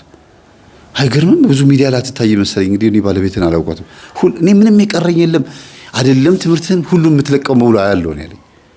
እንዴ አንተ እሷ እኮ ልጄ ነች አልኩት። በስመ አብ መምህር ይቅርታ በቃ ዝም ብዬ እኮ ነው ሲስተር እኮ ነች አዳምጥ የምትለኝ በቴሌግራም ላይ ልካ እኮ ምናምን ይላሉ። እና አንዳንድ ሰዎች በደንብ ሳያዳምጡ እኔ ደስ እንዲለኝ ብቻ ትምህርትን እሰማለሁ ምናምን ይላሉ። ያ መሆን የለበትም። እና ልጄን እሷን የምታክል ልጅ አድርሰሃል አለኝ። አዎ ስለው ጊዜ እንዴ በቃ እኔማ እንደዛማ ከሆነ በስንት ዓመት ወልደህ ነው አለኝ። በስንት ዓመት አግብተህ ነው አለኝ። በቃ አድርሻለሁ አልኩት። ከዛ ተጨማሪ እነ ዘቢብንም እነ በእምነትንም ምናምን አሳየሁት። በቃ እኔ አሁን ትክክል በቃ ማግባት አለብኝ፣ እህቴ መስማት አለብኝ፣ ረፍዷል እያለ የተለየኝ ሰው አለ እንደዚህ ብሎ ያለኝ። መንገድ ላይ የማያጋጥመኝ ነገር የለም። ዘቢብዬን አቅፌ እየሄድኩኝ ነግሬያቸዋለሁ አይደለም? ዘቢብን ልጄን ማለት ነው ኩያ ይሆናለች። አሁን ቆመትም ምንም ተደራርሰናልና እየሄድኩኝ አንዱ መንገድ ላይ አይቶኝ መምህርሽ ሴት አቅፎ እየሄደ ነው አላት። ውጭ ሀገር እኮ ነው። በቴሌግራም ደውሎ ማን ነው? መምህር ተስፋዬ። እንዴ ይሁና እየመከረ ሊሆን ይችላል። ኧረ አቅፎ እንደዚህ አንገቷ ስር ገብቶ እንደዚህ አቅፋት ነው የሚሄደው እንዴ? ይሄ ነው ምክር? ኧረ እንዲህ አይነት መምህርማ አይመክረኝም ይላታል። ከዛ እሺ ፎቶ አንስተህ ላክልኝ አለችው። ምክንያቱም የሚላትን ነገር እሷ አታምነውም። በእርግጥ ግን ፎቶ አንስቶ ሲልክላት ወይኔ ልጁ ናት ዘቢብ ትባላለች፣ የመጀመሪያ ልጁ ናት። እና በጣም ተሸውደሃል፣ ልጁ ናት፣ በልሂድና አሁን አገናኘኝ አለችው። ከዛ ተንቀጥቅጦ መጣና መምህር አናግራት አለኝ። መጀመሪያ አንተ ራስህ ሰላም ሳትለኝ ማን እንደሆነች ሳላውቃት ነው? አይ ተማሪህ ናትና እህቴ ነች አናግራት አለኝ። ከዛ ሁኔታውን ስላየሁት ሰላምታ ለማቅረብ የሚፈራ ሰውም ስለሆነ አንዳንዶቹ ጠብረር ብለው እንካ አናግር ሰው ፈልገው ነው ይላሉ። ዝም ብሎ ድንገት መንገድ ላይ አግኝተውኝ ኧረ እባክህ ነው እንዴ በዚህ እንደ ተንጠባረ እየሰጠኝ ሰላም እንኳን አትለኝም። እንደምን ዋልክ መምህር? እግዚአብሔር ይመስገን። እንዴት ነው አገልግሎት? እግዚአብሔር ይመስገን። አይ አንተን ልክ ሳይህ ቤተሰብ ጋር ደውዬ መምህር ተስፋዬን አየሁት ስላቸው አገናኘን ብለውኝ ነው ምናምን ቢለኝ እኮ እሺ ብዬ እሰጠዋለሁ። እንካ አናግራት ሰው ፈልገው ነው እንዴ ለጠጥ ብለው ማለት ነው። እንግዲህ ለትምህርታችን ጥላቻ ስላለበት ሊሆን ይችላል ወይ ጋንጩሩ ሊሆን ይችላል። ከዛ በልበል ሰድ በእናትህ አንተ ራስህ ጤነኛ ሳትሆን እንደገና ደግሞ በስልክ አናግር ትላለህ እንዴ ተዋ ምናምን የሚሄድ ሰው አለ። እና እንዲህ አይነት አጋጣሚዎች አሉ። ወደዚህ ልምጣላችሁ። ይሄ ሰው እንደዛ ነበር የመሰለኝ። ይሄ ሰው እንደዚህ አድርጎ እንደሚያዳምጥ አስመስሎ አዎ እየሰማሁ ነው ምናምን እያለ የሚያጭበረብር ነው የመሰለኝ። ወደ ቁም ነገሩ ስንመጣ በመሃል እስቲ መምህር ቤት ና አለኝ። በቃ አሁን ገባው። እርግጠኛው እህትና ወንድም እርግጠኞች ሆኑ። መምህር ቤት ናና እስቲ ሰርፕራይዝ እናርጋት አለኝ። አይ እቤት አሁን የምመጣበት ሰዓት አይደለም፣ እሷ የምታረጋቸው ነገሮች በሙሉ አድርግና በእሷ መስመር ውስጥ ሁን። በቃ እሷ ጥሩ ልጅ ነሽ ማለት ነው አይደል? አዎ በእሷ መስመር ውስጥ ሁንና የምትልህን በሙሉ ካደረክ ነው የምመጣው አልኩት። መጨረሻ ላይ ደስ ይበለው ብሎ እኔ ደስ እንዲለኝ እኮ ነው። አይገርማችሁም? ደስ ይበለው እስቲ በቃ መምህር እሷ የምትለኝን በሙሉ ሰምቼ አድርጌ ምናምን መጨረሻ ላይ እንዲቆርብለት ፈልጓል። ልጅቷንም እንዳገባት ፈልጓል። የሆነ ነገር ብቻ መፍጠር ፈልጓል። ያ ብዙ ሰው ያጋባል አስቧል። ምክንያቱም ይሰማል ትምህርቴ ላይ እና ደግሞ ጎበዝ ጿሚ ጸላይ ሰጋጅ ሆኗል። መኝታ ክፍል ውስጥ ነው የሚሰግደው የሚጸልየው በመጋረጃ ተጋርዶ እንትን ነው የሚጸልየውና አጅሪት እኔ ላኳት ልጅ እኔም አርጊ ምላትን ታረጋለችና ክፍሉ ስትገባ እጣን ሸተታት ጥሩ ሽታ ሸተታትና አለች። ከዛ አልጋ እያነጠፈች በአልጋው ጠግ በኩል ምንድነው የሆነ ነገር ብቻ ወድቆ ገብቶብኝ በዛ በጠግ በኩል በራስጌ በኩል ማለት ነው እጄን ሰደድ አድርጌ ላወጣ ስል የተጠቀለለ ነገር አገኘሁና ሳወጣው እንትን ነው ባነር ነው ስዘረገው ያንተ ስዕል ነው አለችኝ። እንዴት ማለት እሷ ነች እሱ ምን አልገባኝም አለችና ደወለችና መምህር አቤት አረ አልጋው ራስጌው አካባቢ ያንተን ስዕል አገኘሁ እንደዚህ ነው እኮ ገዝቶ ይሆናል በቃ ተለውጦልሽ ይሆናል እየተለወጠ ይሆናል። አረ በጣም ደስ ይላል በእናትህ በጣም ደስ ብሎኛል አለችኝ። ይመችሽ በቃ ችግር የለውም አልኳት እና ቀስ ብለሽ ግን የሆነ ሲስተም ፍጠሪና ምን እንደሚያደርግ እስቲ ቼክ አድርጊው አልኳት። ከዛ አረ ችግር የለውም ቀላል ነው አለችኝ። ከዛ እንዴ መምህር የሚያደርገውን አደርጋለሁ ብላ እሷ ደግሞ ስልኳን ሪከርድ አድርጋ ማታ እሱ ከመምጣቱ በፊት ሪከርድ አድርጋ የሆነ ቦታ ውሽቅ አድርገች እዛው አካባቢ ላይ ሲጸልይ አጅሬው ድምፁን አሰምቶ ነው የሚጸልየው። ጌታ ሆይ ይቺ ልጅ ወደ እኔ ቤት ስላመጣልኝ አመሰግናለሁ። በመምህር ተስፋዬ በኩል ስለመጣች ሁሉም የሚዘይዱትን ዘዴ ሁሉ ነገር በሙሉ እኔ እንድድን ነውና ይኸው አድነኸኛል፣ ተረክበኸኛል፣ አመሰግናለሁ ምናምን እያለ ይጸልያል። ከዛ እንቅልፉን ተኝቶ ጠዋት ሲነጋ ድምፁን ከፍታ ጋር ስትሰማው ጉድ ተነቅቶብናል፣ መምህር ተነቅቶብናል፣ ወይኔ ጉዳችን አለች። በቃ ተባነንብን፣ ምን እናርግ እና ብሎ ከጠራኝ እመጣለሁ በቃ ያከኩኝ እንዲያልኩኝ ነው የሚሄደው በቃ አልኩኝ። ከዛ እኔ ና ብሎ ከጠራኝ እሄዳለሁ ያልኳትና በጣም የሚገርም ሰርፕራይዝ ነው ያደረገኝ።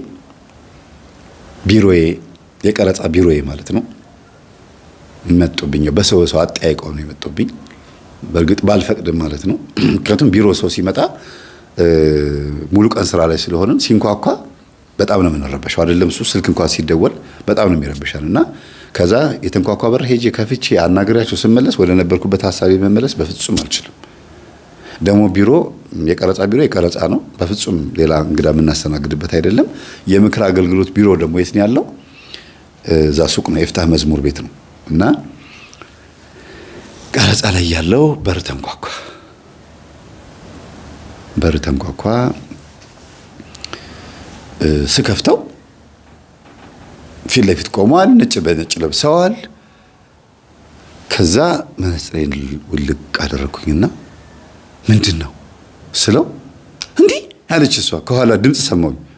ማን ነው ከኋላ ያለው ብዬ እንደዚህ ስል ጊዜ አይኗን በጨርቅ ሸፍነዋት ገና ከመኪና ስትወርድ ማለት አይኗን በጨርቅ ሸፍነዋት እጇን እየመሩ ይዘዋት መጥተዋል። ከሰራተኛዋን የት ቤት እንደምንወስድሽ አታውቂም ብለዋት ምን ልብስ እንደለበሱ እንኳን ራሱ አታውቅም እሷ። አይኗን በጨርቅ እንደሸፈኗት ነጭ ልብስ ለብሰው አይገርማችሁም? ነጭ ልብስ ለብሰው ከዛ በኋላ ይዘዋት መጥተው በፍጹም አይኗ ሳይገለጥ ማለት ነው ሰርፕራይዝ ልናደርግሽ ነው ብለዋታል። ግን በጸለይ ጀምረዋል። በደንብ በቃ ተግባብተው መጸለይ ጀምረዋል። እሷም ልቧ ፈርቷል። ስልኳንም ተቀብለዋታል። ስልኳ ማንም ጋር እኔ ወንድ አደውል ማለት ነው። ከዛ ድምጼ ሲሰማ እሷ እንዴ መምህርዬ ነው አለች። ከዛ ማን ነው ይሰው ጊዜ እንዴ ወይኔ ጉዴ አልኩኝ። እናንተ በቃ ተባነነብስ ጊዜ መምህርዬ ሁሉ ነገር አውቀናል። በቃ ግቡ በለናል። እሺ ግቡ አልኳቸው። በቃ ልክ እኔም እንደ እንትኖቹ እጭ እያልኩኝ የምታረገው ነገር በሙሉ በጣም እናከብራለን። እኔ እንድቀየር አልፈልገው አይሆ ተቀየራለሁ። እኔ ጋር የላካት ያደረከው ነገር በሙሉ ሁሉ ነገር ሰምቻለሁ አለኝ። በምን ሰማህ እስቲ ለምሳሌ አልኩት። እሷ ጸሎት ክፍል ስትጸልይ ኦዲዮ ሪከርድ አድርጌ ነበር አለኝ። ተበላሽ አልኳት። እኔ ማንተን ሪከርድ አድርጌ ነው። ከዛ ለካ እኔ ይሄን ሪከርድ ማድረጉን ያስተማርኳቸው ማለት ከኔ ገጠመኝ ተምረው የሆነ ሰው ቤት ሄድ ሪከርድ አደረኩኝ እንደዚህ አደረኩኝ ሰዎችን ሳወራ ምናምን ብዬ ስናገር ሰምተው እኔ ከነቃሁባት ሰዓት ጀምሮ ከነቃሁ ማለት ምንድነው ላስተካክለው እንጂ አማርኛውን ስለኔ ጉዳይ ካወቁ ጊዜ ጀምረው እነሱ እሷን ሪከርድ እያደረጓት ነው። እና ይስቃሉ። ግን ወንድምና እህት ሲገናኙ ወይ መምህር እንደተበላ እኮ አያውቅም ይላሉ። ልጅቷም እንደተበላች አያውቁም እኮ በቃ እኛ በቃ ደስ ይመቻቸው። በቃ ይሄንንማ ለህዝብ እንዴት አድርጎ እንደሚነግር ወይ እኛው ራሳችን እንቅርብ ሲብሉ አይ በጣም የምትታወቅ ልጅ ናት፣ ፌመስ ናት። በዛ ላይ ደግሞ ስናወራ ሰምተዋል ዝነኛ እንደሆነች። በዛ ላይ ደግሞ እሱም በመስሪያ ቤቱ ምናምን የታወቀ ሰው ስለሆነ መቅረብ አልፈለገም። ግን በስማ ከመቶ ምናምን በላይ ሴቶችን ጨፍጭፏል። በቃ ማለት ሰው እንዴት በዚህ ልክ 100 ሴቶችን ጭን ያውቃል? 100 ብቻ እኮ ከ100 በላይ ነው ያልኳችሁ። እህቱ በትክክል እኔ እርግጠኛ ነኝ አለችኝ። ወንድሜ እርግጠኛ መሆኑ 150 140 ሴቶችን እንትን ብሏል ነው የምትለው። እሱ ደግሞ ምን ይላል? ሞስት ፕሮባብሊ እንደዛ አካባቢ ምናምን ይላል። በስላሴ መጨረሻ ላይ በንስሐ ድንግል ሆነ ማለት ነው። ይሄ ልጅ በመንፈስ ነፍሱ ድንግል ሆነች። ስጋው ብዙ ሴቶችን የሚያቅብ ቢሆንም ነፍሱ ግን ድንግል ሆነች። በቅዱስ ቁርባን ነጭ በነጭ ለብሳችኋል ቆርባችሁ ነው። ሰው ጊዜ ነው ይሄ ነጭ ልብስ ለብሰን የመጣ ነው ፈቃደኞች መሆናችን ለማሳየት ነው። መቆረብ እንፈልጋለን ልንል ፈልገን ነው። ልብሱን የሚወሰድ ነው ከእናንተው ከራሳችሁ ነው አይደል? እኛው ጋር ሱቅ መጣችሁ ምስኪን መስላችሁ ነጭ ልብስ ወሰዳችሁ። ሰው ጊዜ አይ የልብሱን ብር ደግሞ እንደገና በሞባይል ባንኪንግ ደግሞ ላንተ የመቆረቢያ ልብስ ግዛበት ብለን ደግሞ ብሩን ደግሞ ላንተ ልከናል አሉኝ። ይሄማ የሚገርም ደግነት ነው ብዬ ከዛ በኋላ በቃ እንዴት ብዬ ልቀረጽ መምር ቀረጻህን ቀጥልና እናወራኝ። ኧረ እንደ ከዚህ የበለጠ ሰላምታ የለም አልኩኝና አቆሜ ቀረጻዬን። ምግብ ዳቦ ይምጣ ተባለ። ድፎ ዳቦ ተቆረሰ። ልጅቷ በጣም ደስ አላት፣ አለቀሰች፣ አንገቷን ደፋች። ሰራተኛዋ ለምን እሷ ማሸነፍ ነበር የምትፈልገው አንድ፣ ሁለተኛ ነገር ደግሞ ያለቀሰችው መለወጡ ነው። ቀድሟት መለወጡ አስለቀሳት እና ግን እግዚአብሔር የሰራው ይበልጣል፣ ይሄ በጣም ትልቅ ነገር ነው አለች። የመጣሹ ልታገቢኝ ነው አላት እኔ ፊት። አዎ የመጣሁት ላገባህ ነው። ሰምተኸኛል እንግዲህ ሪካርድ ካረከኝ ሰምተኸኛል አለችው። አዎ ለምንድን ነው? አይ በቃ ልብህን ያየሁት እኔ እና መስተፋቅር አድርጌብሽስ ቢሆን አላት።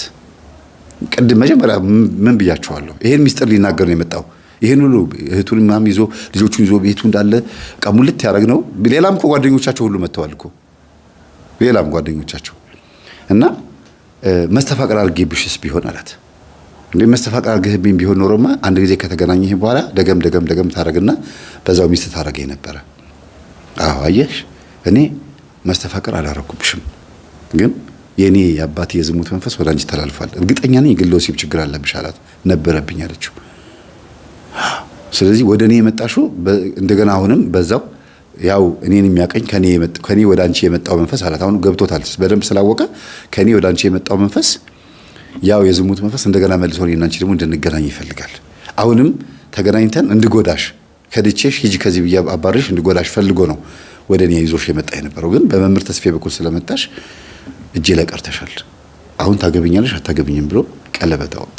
እዚህ ቢሮ ካሜራው የያዘውን መረጃ ብታዩ በጣም ነው ደስ የሚለው። እግዚአብሔር ስሙ የተመሰገነ ይሁን። ግን የኔ ስልክ ላይ አይደለም የእነሱ ስልክ ላይ ነው። ለምን እኔ ኦልሬዲ አጠፋፍቼ ቁጭ አድርጌያለሁ። ከዛ ደነገጥኩኝ። ምክንያቱም በዝሙት ብቻ አይደለም ችግሩ፣ ሱስ ሌላም ሱስ ነበረበት። ብዙ ሱሶች ማልናገራቸው። እህቱ አለቀሰች። የእናቴ ልጅ አንድ የቀረ ወንድሜ ሊያገባ ነው ብላ ተንፈራፈረች። መሬት ምንጣፉ ላይ ተንደባለለች። በቃ ይኸው ታሳየው እንትኑ እዚህ መሬት ላይ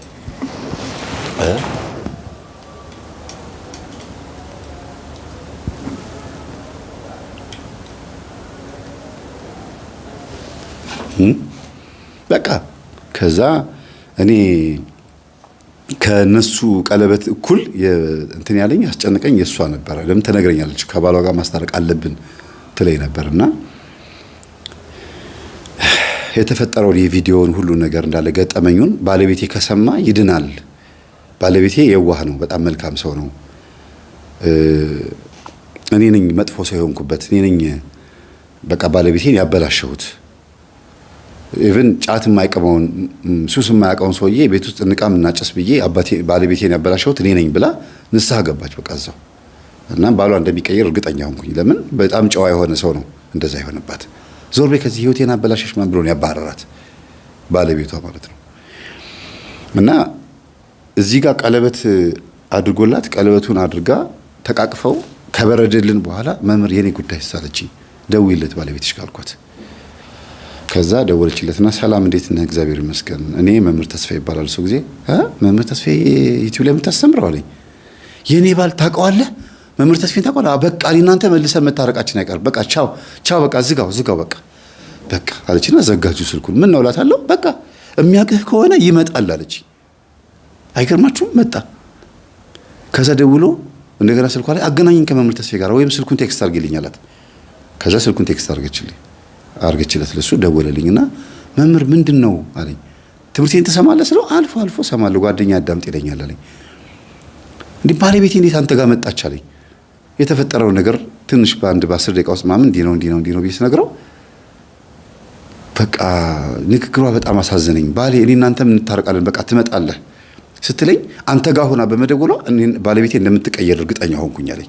ችግሩ እሷ ጋር ነው ስለው አዎ ጸጥ በይ ምን ነገር ላታወሪ ብያታለሁ፣ ድምጿን እንድታጠፋ ብዬ ነግሬያታለሁ። እና ችግሩ እሷ ጋር ነው ምን አደረገች ስለው ጊዜ ኧረ በጣም እኔ አሁን አይወራም ጥሩ አይደለም፣ አጠገብ ብዙ ሰው ስለሚኖር የሚስቴን ገበና አላወጣም ሲል ጊዜ በቃ ባሌን እኮ በዚህ ነው የምወደው እኮ አንድ ስለኔ ክፉ ነገር አያወራ አንድ ነገር በቃ ይኸውልህ እንደዚህ ነው በቃ ባል ማለት የኔ ወድሃለሁ እሺ የልጆች አባት ናና ደግሞ ልጆቹ አድገዋል ናና ያቸው ምናምን አለችው። እስክትስተካከይ ድረስ መመጣ አይመስለኝም ማለት በቃ ችግር የለውም ክንፍ አብቅዬ ታገኘኛለህ አለችው። ከዛ ዘጋው ስልኩን ተለያየን። አሁን ቅርብ ጊዜ ነው ከባሏ ጋር ስትታረቅ ይሄን ገጠመኝ አምጥቼ ለእናንተ ያሰማኋችሁ ማለት ነው። እና አሁን የዛ የሚያክል ቤት ባለቤት ብትሆንም እንደገና ደግሞ የራሷ ቤት አላት ሌላ ቦታ ማለት ነው። ያኛውን ቤት አከራይታ የራሷን ቤት አከራይታ እዚህ ጋር ደግሞ ቆንጆ ሆና አምራ ትልቅ ሆና መጣለች። እና ቋንቋ ላንጉዌጅ እያስተማራት ነው እንድታገዘው ስራ እንድታገዘው ትምህርት እያስተማራት ነው 12 እንድትጨርስ ማለት ነው። በቃ ለትምህርት የሚጠቅማት በትምህርት የሚያምን ሰው ነውና ለትምህርት የሚጠቅማትን ነገር በሙሉ መንገድ ከፍቶላታል። እየተማረች ነው እግዚአብሔር ይመስገንና ቀደምኩ ብዬ ተቀደምኩ እላችኋለሁ። ይሄን ገጠመኝ ለእናንተ የምነግራችሁ ውስጡ የሚያስተምሩት ነገሮች ምን እንደሆኑ እንድታውቁ ስለምፈልግ ነው። አንዳንድ ጊዜ በጎ ነገር ሰዎች እንዲድኑ በጎ ነገር ላድርግ ብላችሁ አንድ ስቴፕ ስትሄዱ እግዚአብሔር ቀድሟችሁ እነዛ ሰዎች ላይ መንፈሱን አሳድሮ እናንተ ምን ያህል ለማዳን ሰዎች ጥረት እንደምታደርጉ አይቶ ቀድሞ የሚሄድበት ሁኔታ አለ። ሌላው ደግሞ ክፉን በክፉ አትበቀሉ፣ ቀኝን ሲመጣ ግራን ስጠው የተባለው ለዚህ ነው። ወይም ግራን ሲመጣ ቀኝን ስጠው። በመንፈሳዊ በዓለማዊ ሲጎዳ በመንፈሳዊ ናበት። እንደገናም ደግሞ አስገድዶ ደፍሮኛልና ክፉ ሰው ነው ብሎ አለማሰብ። ሴቶች ክፉ ሰው ብቻ አይደለም አስገድዶ የሚደፍረው፣ ደግ ሰው አስገድዶ ይደፍራል። መልካም ሰው ጥሩ ባህሪ ያለው ሰው አስገድዶ ይደፍራል። ለምን ብትሉ በሐሺሽ በመጠጥ ኃይል በሱስ ውስጥ ሆኖ በእንቅልፍ ልብ ሆኖ አስገድዶ የሚደፍርም አለ። አባት ልጁን በእንቅልፍ ልብ አስገድዶ ደፍሮ በክፍል 143ኛ ላይ የሚመጣው የአባትና የልጅን ታሪክ ነው። ወንድ አባትና ማነው ወንድ ልጅና አባት ማለት ነው። እስር ቤት ውስጥ ነው ይሄን ገጠመኝ። እስር ቤት ላስተምር ሲሄድ የሰማሁትን ነው የምነግራችሁ። እኔም እዛ ታሪክ ውስጥ ብዙ ተሳትፎ ባይኖረኝም ግን በጣም የሚገርም ታሪክ ነው። ብዙ ወንዶችን የሚያስተምር በተለይ እዛም የሚል ከሰከሱ ወንዶችን የሚያስተምር ታሪክ ነውና እዚህ ጋር ስትመጡ እና አባት ልጁን አስገድዶ ደፍሮ በእንቅልፍ ልብ ተነስቶ ማለት ነው ሴት ልጁን አንድም ቀን ነክቷት የማያውቅ ለልጁ ብሎ የሚሟሟት መስሪያ ቤትም ይዋል የትም አገር ይሄድ የእንትን ሰራተኛ ነው የመንግስት ሰራተኛ ነው። ምንም ያድርግ እንዲህ ጫፏን ነክቷት አያውቅም። ከአባቷ ጋር ነው የምትተኛው። እድሜዋ 18 ዓመት ነው ልጅቷ። የሚገርማችሁ ነገር አንድ ቀን እንዲህ አይነት ክፉ ነገር አስቦ አያውቅም። እና ግን በእንቅልፍ ልቡ ተነስቶ በር ይከፍታል። በር ከፍቶ ይወጣል ይሄዳል። ከዛ በርጓ ሲል ሰምታ ሄዳ አባዬና ገባ ማምብላ ጎትታ ታስገባዋለች። ከዛ ከእንቅልፉ ብንን ሲል አማትቦ ይገባል። ከዛ ደግሞ በር ቆልፋ ቁልፉን ቆልፋ ደግሞ እንደገና ቁልፉን ስትደብቅ የተደበቀበትን ቦታ ያውቃል። ከፍቶ ደግሞ ሲወጣ እንዴት ነው ይሄ ነገር የሚሆነው? እንዲያውም ልጅቷን ሁሉ ያወቋት በዚህ ነው። ልጅቷን ያወቋት የነገረችኝ ማለት ነው። በእንቅልፍ ልብ ተነስተው በር ከፍተው የሚወጡ ሰዎች ቁልፍ እንኳን ቆልፈን ብንደብቀው ቁልፉ የተቀመጠበትን ቦታ መንፈሱ ያሳያቸዋል ብለህ ስትናገር ሰምቼ አንድ ታሪክ ላይ ነገር ነው አለችኝና ከዛ መጨረሻ ላይ ምን ሆነላታለሁ? አባቴ አስገድዶ ደፈረኝ አለችኝ። አርጎት የማያውቀውን በእንቅልፍ ልብ ተነስቶ ከዛ በጥፊ ስመታው ነው የባነነው አለች። ምንድን ነው አለ። ኦልሬዲ በቃ ስጮህ ስል ምንም አይታወቀው ምንም አይሰማም አለች። የለም በእንቅልፍ ልብ ሆኖ ነው። ከዛ ወደ ተንጠራርቼ እንደምንም ብዬ በጥፊ ስመታው ባነነ። በደም ተጨማልቅ ያለው ድንግል ነች ልጅቷ።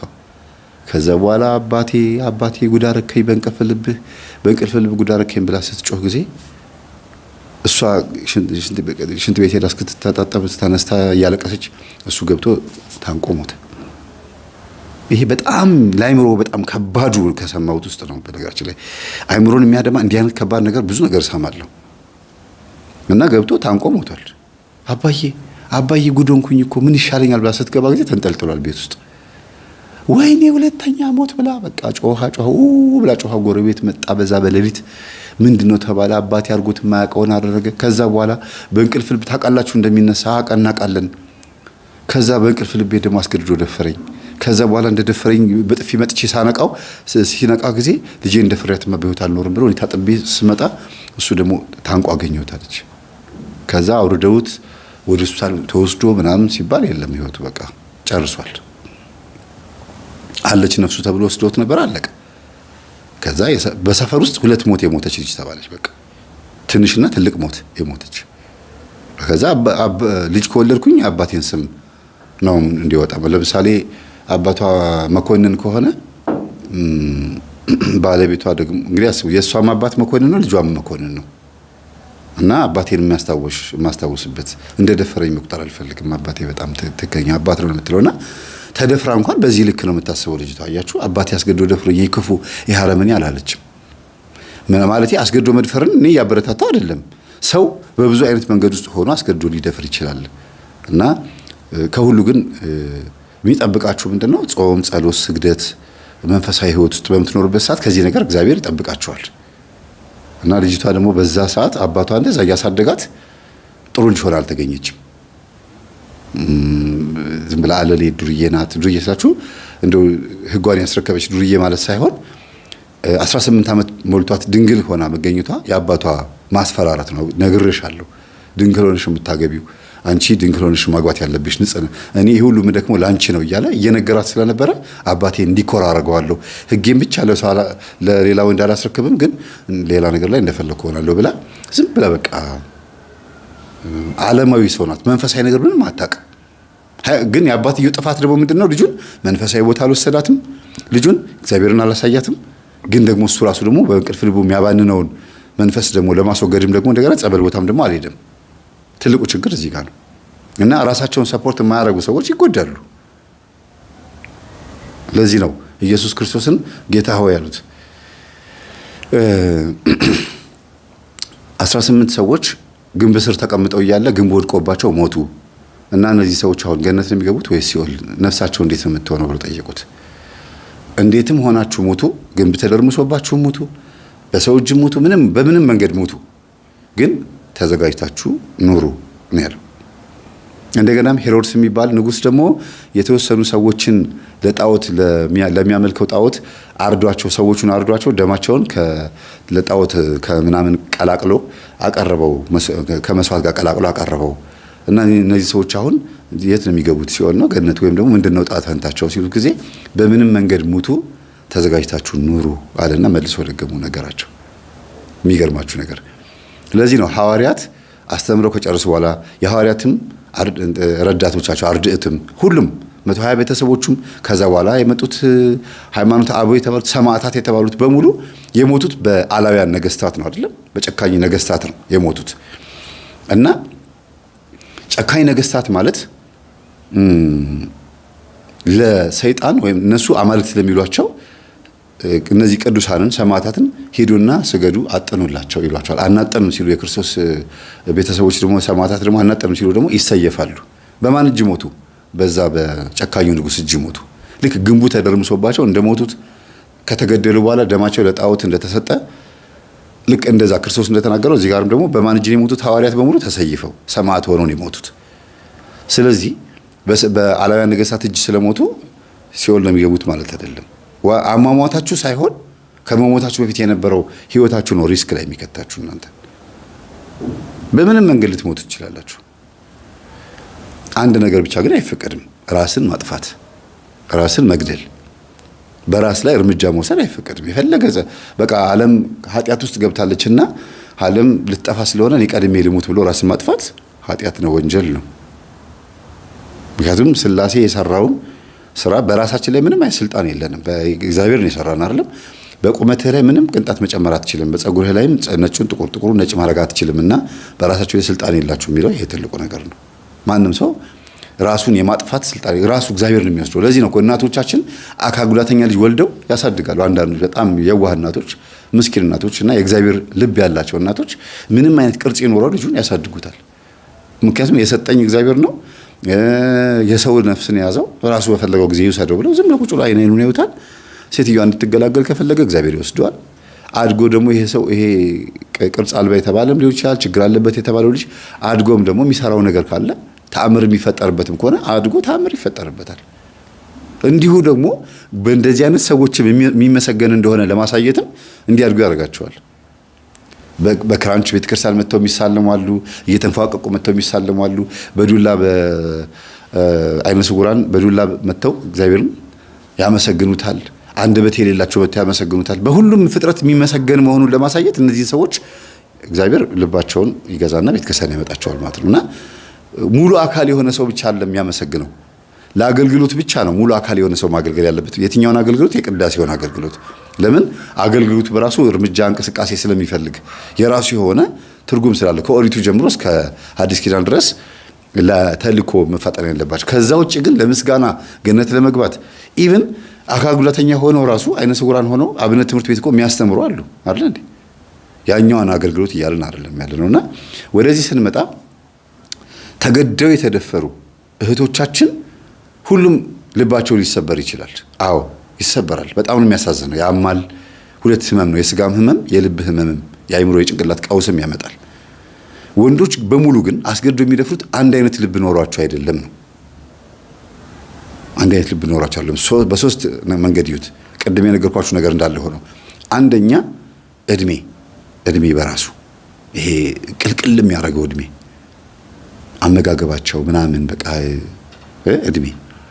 ሁለተኛ የዝሙት መንፈስ ራሱ ያንቀሸቅሻል። ሶስተኛ ደግሞ የበቀል መንፈስ አለ። የበቀል መንፈስ እንደ ሶስተኛ እንደ መንፈስ ከወሰዳችሁ ሁለቱ እንዳንድ መውሰድ ትችላላችሁ። እና ይሄ የበቀል መንፈስ ማለት በቃ ሆም ብሎ ባገኙት አጋጣሚ ሄዶ እንትን ማለት እና ከዛ በኋላ ደግሞ ራሳቸው እንዲያጠፉ ልክ ቅድም እንዳልኳችሁ ራሳቸው እንዲያጠፉ እኔ እንደዚህ ማድረግ አልነበረብኝም ብለው ራሳቸው እንዲያጠፉ ያደርጋቸዋል። ደፍሮ የማያውቅ ሰው ይደፍራል እያልኳችሁ ጭራሽ አድርጎት የማያውቅ ሰው በሐሺሽ ውስጥ ሆነው በመጠጥ ውስጥ ሆነው ከዛ ጠዋት ያደረጉት ሲነገራቸው ማታ ያደረጉት ሲነገራቸው ጠዋት ላይ ራሳቸውን ለማጥፋት ከገደል የሚወረወሩ ወንዝ ውስጥ መኪና ውስጥ ራሳቸውን የሚከቱ በጣም ብዙ ወንዶች አሉ። ያ ምንድነው? ወዶ ፈቅዶ ያደረገው አይደለም። መጀመሪያ ሁሉም አይደለም ብላችሁ ሆን ብሎ የሚያደርግም አለ። ግን በእንደዚህ አይነት ሁኔታዎች ማየቱ መልካም ነው ብዬ አስባለሁ። ግን ቅጣት ይገባዋል። አዎ እንደ ጥፋት መንግስት የሚያውቀው መድፈሩን ብቻ ነው። ቅጣት ይቀጣል። ደፍሯል ነው በቃ ይባላል። ከዛ ቅጣቱ የሚቀልለትም ሁኔታ ደግሞ አይቻለሁ እኔ በፍርድ ቤት ደረጃ ራሷ ቤተሰብ ከሶት እንዲታሰር ተደርጎ ልጅቷ ራሷ ፍርድ ቤት ፖሊስ ጣቢያ ድረስ ሄዳ ቅጣቱ እንዲቀልለት ትፈልጋለሁ፣ በተደጋጋሚ አትምጭብኝ እያለኝ እኔ ጋር መምጣት የለብሽም እኔ ችግር አለብኝ ብሎ እየነገረኝ ነው። እኔ ራሴ ስንቀሸቀሽ ሄጄ የተደፈርኩት የሚደፍረኝ አልመሰለኝም። አትምጪ ሲለኝ እኔ አልፈልግሽም የሚለኝ መስሎኝ ነበረ። በኋላ ላይ ነው የተረዳሁት። እና አንቺ እኮ እሱ ጋር መሄድ የለብሽም ብሎ ጓደኞቹ ሲነግሩኝ ጓደኛችንን እየነገረሽ አትምጭብኝ እያለሽ እኛው አጠገብ ሆኖ ሂጂልኝ ከዚህ እያለሽ ነው ያስቸገርሽው እና አንቺም ተንቀሽቀሻል ብሎ ሲነግሩኝ ነው የመጣሁት ብላ ፖሊስ ጣቢያ ሄዳ ቅጣቱ እንዲቀልለት የተደረገበት ሁኔታ ሁሉ አለ። በብዙ ክርክር ማለት ነው። ቤተሰብ ሳያውቅ ልጅቷ እድሜዋ ከደረሰ በኋላ ማለት ነው። ኦልሬዲ አሁን ልጁ የተፈታ ይመስለኛል። እሷ ነች እንደዚህ በጊዜ እንድትፈታ ያደረገች ተብሎ ተነግሮት እና እንዲህ አይነትም ነገር አለ። ጥለፈኝ የሚሉ ሴቶች ሁሉ አሉ። ድፈረኝ የሚሉ ሴቶች ሁሉ አሉ አይደል እንዴ? ዛሬ በቃ ህግ ሊሰጥ ይገባል ብሎ የሚመጡ ሴቶችም አሉ። ግን አስገድዶ መድፈር የሚባለው ምንድነው? ያለ ፍላጎቷ ይሄ ጉዳይ ሲፈጸም ወይም ህፃናት ላይም ከሆነ ህፃናትነታቸውን ለስላሳ ገላቸውን ተገና አድርጎ ጉዳዩን መፈጸም። ከዚህ አንፃር ነው አስገድዶ መድፈር ሲባል ያለ ፍላጎት በግድ የሚለውን ነገር መያዝ ያለበት። ስለዚህ ሰው ደግሞ በንስሐ ከተመለሰ ከተጸጸተ ደግሞ በዚህ ልክ አስገድዶ የደፈራቸውን የሚያገቡም እንዳሉ ይሄ ትምህርት ማሳያ ነው። እና እህታችን ልብሽ ንጹህ ነው። መልሰሽ ይሄን ሰው ለማግባት የፈለግሽው ልቡን ስለምታውቂው ነው። ይሄ ሰው የዋህ ነው። ይሄ ሰው የደፈረኝ ወዶ አይደለም። እንዲህ ዘማዊ እንደሆነ እንኳን እያወቀች ይመለሳል፣ ይለወጣል ብላ ማሰቧ ትልቅነት አይደለም? በሴት ደረጃ ይሄን ማሰብ እኮ ከባድ ነው አይደለም? ደፍሯት ባይደፍራትም እንኳን ዘማዊ እንደሆነ ካወቀች እኮ አንድ ሴት ይሄን አልፈልገውም ከዚህ ጋር ምን ይላሉ አይደለም? ነገ የሚሆነውን ነገር ዛሬ ካለው ልቡ ነው የሚነበበው። ነገ የሚሆነውን ነገር ዛሬ ማንበብ ነው፣ ገስ ማድረግ፣ መገመት። በቃ ለወደፊቱ እንዴት ብዬ ቢይዘው እንደዚህ አድርጌ ቢይዘው እንደዚህ እኮ ሊሆን ይችላል ብሎ በጎ ነገር ማሰብ። እግዚአብሔር ሸለማት። ይኸው መንፈሳዊ ነው። አንድ ቀን ጠጥቶ አያውቅም። አንድ ቀን በነገራችን ላይ ሰርግ ነገር ይደገስ ተብሎ ሲደገስ እንደሚዜ ጨዋታ ተጫውተው እንደሚዜ ይሁን የተባለችው ያቺ ሴክሬታሪ ናት፣ የመስሪያ ቤቱ ሴክሬታሪ። አንቺም አለሽበት እዚህ ውስጥ ምናምን ብለው ከዛ አንዷ እሷ ነች ሴክሬታሪዋ ነች። አለቃው ራሱ ያቺ ሲጋራ ሲያጨስ የምታውቀው አለቃው ራሱ መልሳ እንደገና ወደ ቢሮ መጣለች፣ እዛው ሲጋራ ምናምን ስላቆመ ማለት ነው። ብዙ ነገር ነው የሚለወጠው እኮ በነገራችን ላይ። የአንድ ሰው መቀየር ለጎረቤት ሰላም ነው፣ ለሀገር ሰላም ነው፣ ለሰፈር ሰላም ነው። የአንድ ሰው መቀየር ለቤተሰብ ሰላም ነው። እና ለዚህ ነው የእናንተን ሰላም ካስጠበቃችሁ ለማንኛውም ሰው መልካም ስለምትሆኑ ከፖለቲካ ጋር አትነካኩ። ራሳችሁን ብቻ አድኑ። ለጎረቤትና ለሀገር ጸልዩ፣ ለቤተሰቦቻችሁ ጸልዩ፣ ራሳችሁን ግን አድኑ ብዬ የምናገረው ለዚህ ነው። በሰላም ሽው ብሎ መሄድ እቺ ምድር አይደለ? ከማንም ጋር ሳትነካኩ። ምክንያቱም አልፈዋል፣ አፄ ምኒልክም አልፈዋል፣ የእሳቸውም ልጆች አልፈዋል አሉ አንድ አባት። የማያልፍ የለም። ያን የመሰለ ክብር፣ ያን የመሰለ ንግስና አለፈ። ያን የመሰለ ሀብት ንብረት አለፈ። የማያልፍ የለም። ሁሉ ነገር ያልፋል። በቃ ቤተሰቦች ተዉት። በቃ ግን አግባብ ባለው መንገድ ኖራችሁት አስራት በኩራት ማውጣት የሚቻልበት ሀብት፣ ልጆችን በአግባብ ማሳደግ የምትችሉበትን ሀብትና ጸጋ፣ ትምህርትም ሁሉ ነገር በመጠኑና በልኩ ሆኖ ማለፍ ይሻላል። የዲግሪ ማዕት 7-8 ዲግሪ ይዘው መንፈሳዊ ሕይወት ከሌለ እግዚአብሔር ከሌለ ምን ጥቅም አለው? ቅርታ ለምናገረውና ንፍጣም ፕሮፌሰር መሆን ይሄማ የንፍጣም ፕሮፌሰሮች ጸባይ ነው ይላሉ አንዳንድ አባቶች። ምን ማለት ነው? በሽምደዳ ቅርታ ግን ማዕረጉን እየሰደብኩ አይደለም ያለሁት። ዝም ብሎ በቃ አንጎልፋቶ መሆን ሸምድዶ ፕሮፌሰርነት ደረጃ ይደርሳሉ። ግን ሲጋራ ጫሽ ናቸው፣ ጫት ቃሚ ናቸው፣ ሱሰኛ ናቸው፣ ሃይማኖት ውስጥ የሉበትም፣ ኤቲስትና ፓጋን ናቸው። ፕሮፌሰርነት ደረጃ ደርሰው እግዚአብሔር ጋር ግን ዜሮ ናቸው። እና ለምንድን ነው ሲባል አለመማር ይሻላል። ጠቢቡ ሰለሞን ለዚህ እኮ ነው በጣምም ሀብታም ሆኜ ከአንተ እንዳርቅ ድሃም ሆኜ እንዳላማርርህ መካከል ላይ ያርገኛል። በጣምም ሊቅ ሆኜ በጣምም ደግሞ ደንቆሮ ሆኜ እንትን እንዳልልህ የሚገባኝን ስጠኝ አለ። ንጉሥ ዳዊት ምን አለ? ለጥቅሜ አስጨነቅከኝ፣ ታስጨንቀኛለህ ለጥቅሜ ያለ። አቤቱ ጌታዊ ስም የተመሰገነ ይሆናልና ለጥቅሜም አስጨነቅከኛል። ይህ ሁሉ ምን ጾመው ምን ጸልየው ምን ሰግደው ምን ምለው ለስጋ ዘላለማዊ ለስጋና ነፍስ ዘላለማዊ ኑሮ ነው። እዚህ ምድር ላይ ለምን ኖሮ አይደለም። እዚህ ምድር ላይ ኖረን ምንሰናበትና ምን ሄድ ውሃውንን አየር ላይ ተበትነን ምን ቀር ከሆነ ተደስተን እንሙት። ግን ክርስቲያን ነኝ የሚል ማተብ ያሰረ ተስፋ ያለው መንግስተ ሰማያትን የሚያስብ ነገ የዘላለም ሕይወት አለኝ ብሎ የሚያስብ ሰው እንዴት ነው እዚህ ጋር እግሩን ታጥቦ በሚገርም ድንጋይ እግርሽን ሙልጫ ገሽ በድንጋይ ታጥበሽ እንደዚህ ክክክ እያረግሽ ታጥበሽ ገላሽን ፈትገሽ ሳሙናሽን አስወግደሽ ምን ብለሽ የነፍስሽን ኃጢአት ንስሐባት ከሄዶ ማስወገድ ምንድን ነው የሚከብደው? ሻወር በየቀኑ እየተወሰደ ንስሐን መርሳት፣ ሳሙናን በየቀኑ እየገዙ ሽቶ በየቀኑ እየተርከፈከፈ ስጋን በየቀኑ እየተንከባከብነው ነፍስን መርሳት ስላላየናት ነው። ነፍስን በዓይናችን ስላላየናት እግዚአብሔርን በዓይናችን ስላላየነው ይሄ ሁሉ መፈላሰፍ አለብን። ነፍስ እንኳን እንደው ህሊና እንኳን አይናገርም። እውነት ህልማችን እንኳን ህልም ማየት እንኳን ራሱ እግዚአብሔር መኖሩን እንኳን ያሳያል እኮ አይደል እንዴ? እስቲ ትንሽ ስጋችሁ እንዲጎሳቆል አድርጉት። የተመቻችሁ ሰዎች የምትተኙበት የሚጎረብጥ ይሁን፣ ምግብም ቀነስ አድርጉ። ከምቾት ትንሽ ሲራቅ አድርጉ። ራሳችሁን ፈትኑ፣ ቻሌንጅ ውስጥ ክተቱትና ሰግዳችሁ በጣም ላበላ ሆናችሁ ሰግዳችሁ ሲተኙ ከዛ በኋላ እግዚአብሔር በዛ ውስጥ ሲያናገራችሁ ታዩታላችሁ። ስጋ ብዙ ጊዜ ምቾት ሲሰማው ጥጋቡ አይቻልም። እና የእውነት እህታችን ክርስቲያን ነሽ። ሕፃነ ቂርቆስ እኔ ክርስቲያን ይብላል አይደል? ክርስቲያን ነሽ፣ ትክክለኛ ክርስቲያን።